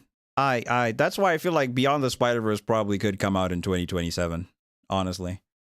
with how long it took them to animate this with this movie. Sheesh. % off your first factor box. 26 in Nueva York, beside the PS4 Spidey, is the Green Goblin from the 1982 Spider-Man Atari game. What? 27 as Hobie steals stuff from around Miguel's lab. In the background, Miguel is actually building his red and white 2099 suit from the game. Yo, that is awesome. So then, probably in Beyond the Spider-Verse, he's gonna have his this suit. That's crazy. Pigeon, what's up? Hope you're doing okay. Love to see it. I didn't even know. That's crazy. What? 28. When Miles explains canon events in the notes for the Venom event, one of the wedges is actually Tobey Maguire Peter Parker when he pulled the symbiote off himself. Me neither. I didn't even see that. 29, He's building it. Spider-Woman. According to production designer Patrick O'Keefe, they got her look from the 1972 Summit Series hockey jersey. 30. One of the Spideys who chases Miles is the Spider-Man popsicle that we saw at the beginning of the first movie. What? 31. In that cafeteria, they also serve Miguel O'Hara branded hamburgers. 32. Wow. Wasn't Burger King doing like a promo with Across the Spider-Verse? Like they were selling a Miles Morales burger. Didn't they do that? I completely missed. I didn't even see that, bro. There's so much about this movie that, what? 31. Anime Warrior, what's they up? Also serve Miguel O'Hara branded hamburgers. These details are 32. insane. 1967 Spider-Man tries to grab Miles, but he misses him. Why? Because 67 Spidey is in 2D animation and he flies right past him. 33. Composer Metro Boomin cameos as one of the Spider people. Yeah, that one I knew. Sorry, guys. There was somewhere to run. I remember this. Yeah. My bad, everybody. Yeah. There was somewhere to run. Yeah. 34. Also, some of the Spideys are based on vintage Mexican wrestler toys. 35. The 90s animated Sinister Six in the training room. We already talked about, but the Doc Ock says, "Hello, Peter," which is audio of Alfred Molina's Doc Ock in Spider-Man No Way Home. 36. On the train as it flies towards the moon, Miles glitches, and for a frame, you can see his DIY suit from the first movie bought from Stan Lee's costume shop. What? I didn't even Spider-Man popsicle. Can you imagine that? Wow, I didn't even see it. Wow. Bro, that's crazy. Anime Extra, I'm doing good. Imagine getting beat by a popsicle. The disrespect, bro. That's when I quit being Spider-Man. 37. When Miles swings through Earth 42, there are some Sinister Six cartel red flags. If you look closely, signs for Vulture Telecom and Electro 2G cell service. And then on the rooftop later. Goddamn, Electro is doing people dirty, man. That's some crappy internet. 2G, bro. Signs for Hammerhead and Scorpo, which might be an alternate universe Oscorp. 38. W&W's alternate M&Ms also have the colors reversed from the normal colors. Wow. 39. Instead of Forever 21, there's Never 21. No. How low is the life expectancy of this place? Crazy. 40. When Peter B. Parker puts Mayday to sleep, she wears Spider Ham pajamas. Oh. When Gwen goes to get Peter B. Parker, her wrist gadget reads 616B, a retcon for the first movie that labeled his universe just 616 because they don't want to say it is the main 616. 42. Miles' coat and hoodie in Earth 42 are green and purple instead of red and blue from his 1610. Green and purple being the color of Miles' aura in the 2018 film right before Peter saw the red and blue in him and altered his life trajectory. Also important to note that Aaron's apartment is Wow, interesting. So it's like Peter was sensing there could have been a possibility that maybe he could have become Prowler in this 1610 universe? Maybe? Is it a possibility?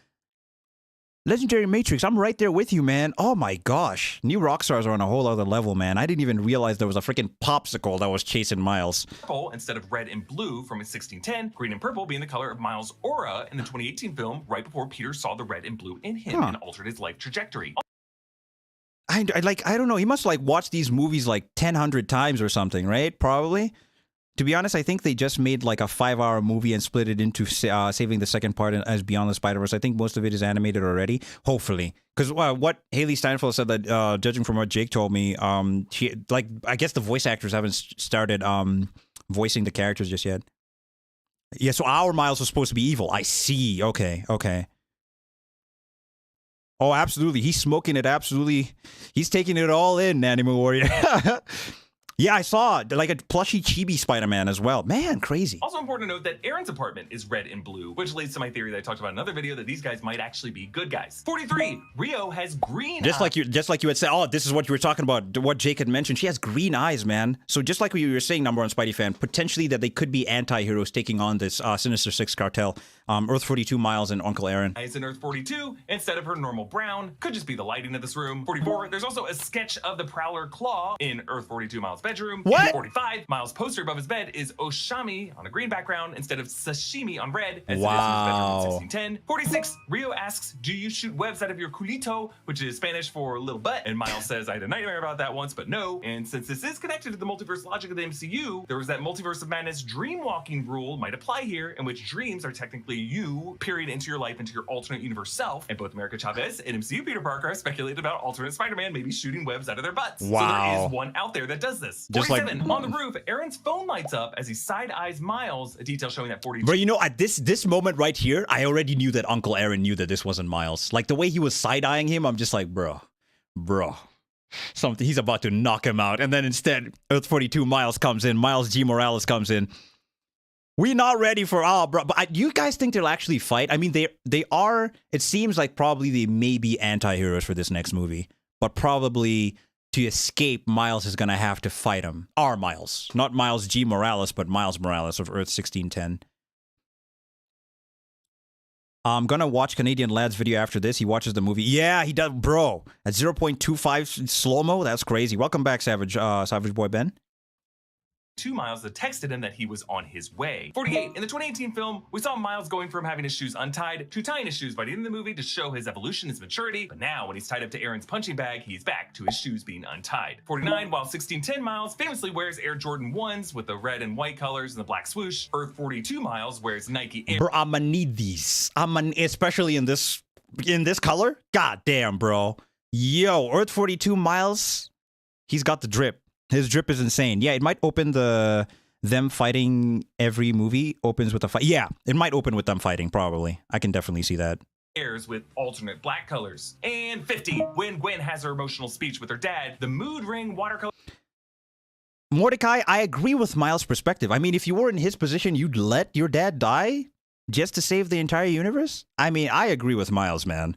I mean, I do get where Miguel is coming from, but at the same time, you can't just let me sit there and let my dad die. That's really messed up. That's messed up. Probably he could find a loophole, like the way Gwen, Gwen's dad, Captain Stacy, quit the Force. So maybe if Miles is able to convince his dad to quit the Force, maybe he could be able to, save him. But I agree with Miles on this, I don't think letting his dad die is the right way to go here. Me too. The way it keeps changing colors, so cool. Fighting your doppelganger from another Earth could have crazy consequences, and not all of them great facts. Question is, who's gonna win? Probably our Miles. Part of me wants Earth 42 Miles to kick his ass, just to see him pop up. But yeah, I'm sure our Miles from 1610 is gonna win. With the red and white colors and the black swoosh, Earth 42 Miles wears Nike Airs with alternate black colors. And 50, when Gwen has her emotional speech with her dad, the mood ring watercolor background rains down in these specific stripes. Blue, pink, white, pink, and blue, which makes the transgender flag. Also, on her dad's uniform, his patch shows the trans flag. And I already mentioned how in Gwen's room is the Protect Trans Kids sign. Now, I'm not telling you what to think. I'm just saying, these animators use color in this really cool way to show how difficult it can be for kids to reveal themselves to their parents. And now, for all these kids out there, you're not alone. Hey, a reminder to subscribe to our new channel, The Deep Dive. You can support us by grabbing some merch at nerdriot.shop. Follow me on Instagram and Twitter at EAVoss. Follow New Rockstar. Miles Blood Armor about to kick in. For more analysis of everything you love. Thanks for watching. Bye. Awesome. Fantastic breakdown, man. Fantastic breakdown. Sheesh.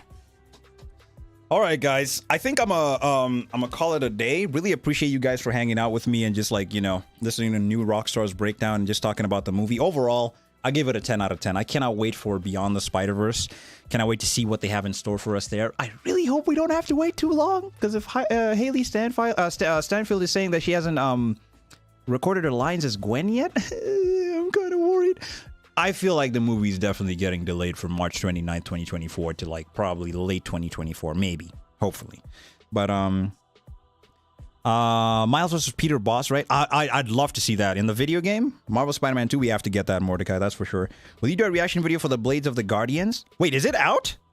Is it out? Can't wait for the PS5 Spider-Man game. Me too. Very, very excited. My friends and I plan to cosplay for Beyond the Spider-Verse. Gotta work on Miles' costume. Oh, I'd love to hear it, Malik. Cannot wait to see that. Feel free to send it to me on Instagram DM or Twitter. or anything like that. See you tomorrow, GR52. Guys, we'll be back tomorrow for the Summer Game Fest. Hopefully it's not mid, because last year's was super mid. But I mean, MK11 being there already is a W. But I'm really hoping for that surprise factor. You know, the problem is I don't have any expectations for this Summer Game Fest, because after the PS Showcase, I just expectations are like really down here, bro. I don't know. I'm hoping to just have a good time, and I'm hoping I'm surprised. That's all I can say. Like, I really don't have any expectations for this. Wait, imagine Earth 42 Peter killed Earth 42. Whoa, that would be crazy. Because we don't know whether there's a Peter Parker in Earth 42 just yet, you know? So, oh, that would be a crazy plot twist. Oh, that would be crazy. Thanks for existing. You bring some. Oh, thank you so much. Really appreciate the love. Gerbuls? Hopefully I'm saying your name right. MK1. Did I say 11? My bad. Sorry, Sean Ship. My bad. Miles will be a Tom Holland live action Miles with a that would be cool if we saw that. Enjoyed the stream, Mike, as always. See you, man. Take care, Junior. Much love, man. Guys, thank you so much for coming through. I'm gonna see the movie again. Everything that Eric Voss has pointed out, I'll definitely try to look out for it tomorrow when I go see the movie again. Because, man, there's a lot. Freaking Popsicle Spider-Man just chasing Miles. You know, and glad to see that Miguel is working on his, his white suit there. I'm guessing he'll have that in the second movie, Beyond the Spider-Verse, probably. But, yeah, take care, guys. Jake, much love. Roxy, Jordan, Gamer, Fan V2, Bryce Brown Jr., much love. Number 1 Spidey fan, Sean Ship, Xander, much love. Doxto Gamer, thank you so much for coming through. GR52, you too. Taiwo, thank you so much. Mordecai, much love. Spider-Man 29 carried the movie. He was one of my favorites. Him, Miles, and Hobie Brown were my favorites. Salty Ice Cream, thank you so much for coming through. Kobe, you too. Alan, much love. Trying to get in. Take care, man. Have a great night. Guys, peace out. Much love as always. Stay safe and healthy out there, and I'll see you tomorrow for the Summer Game Fest.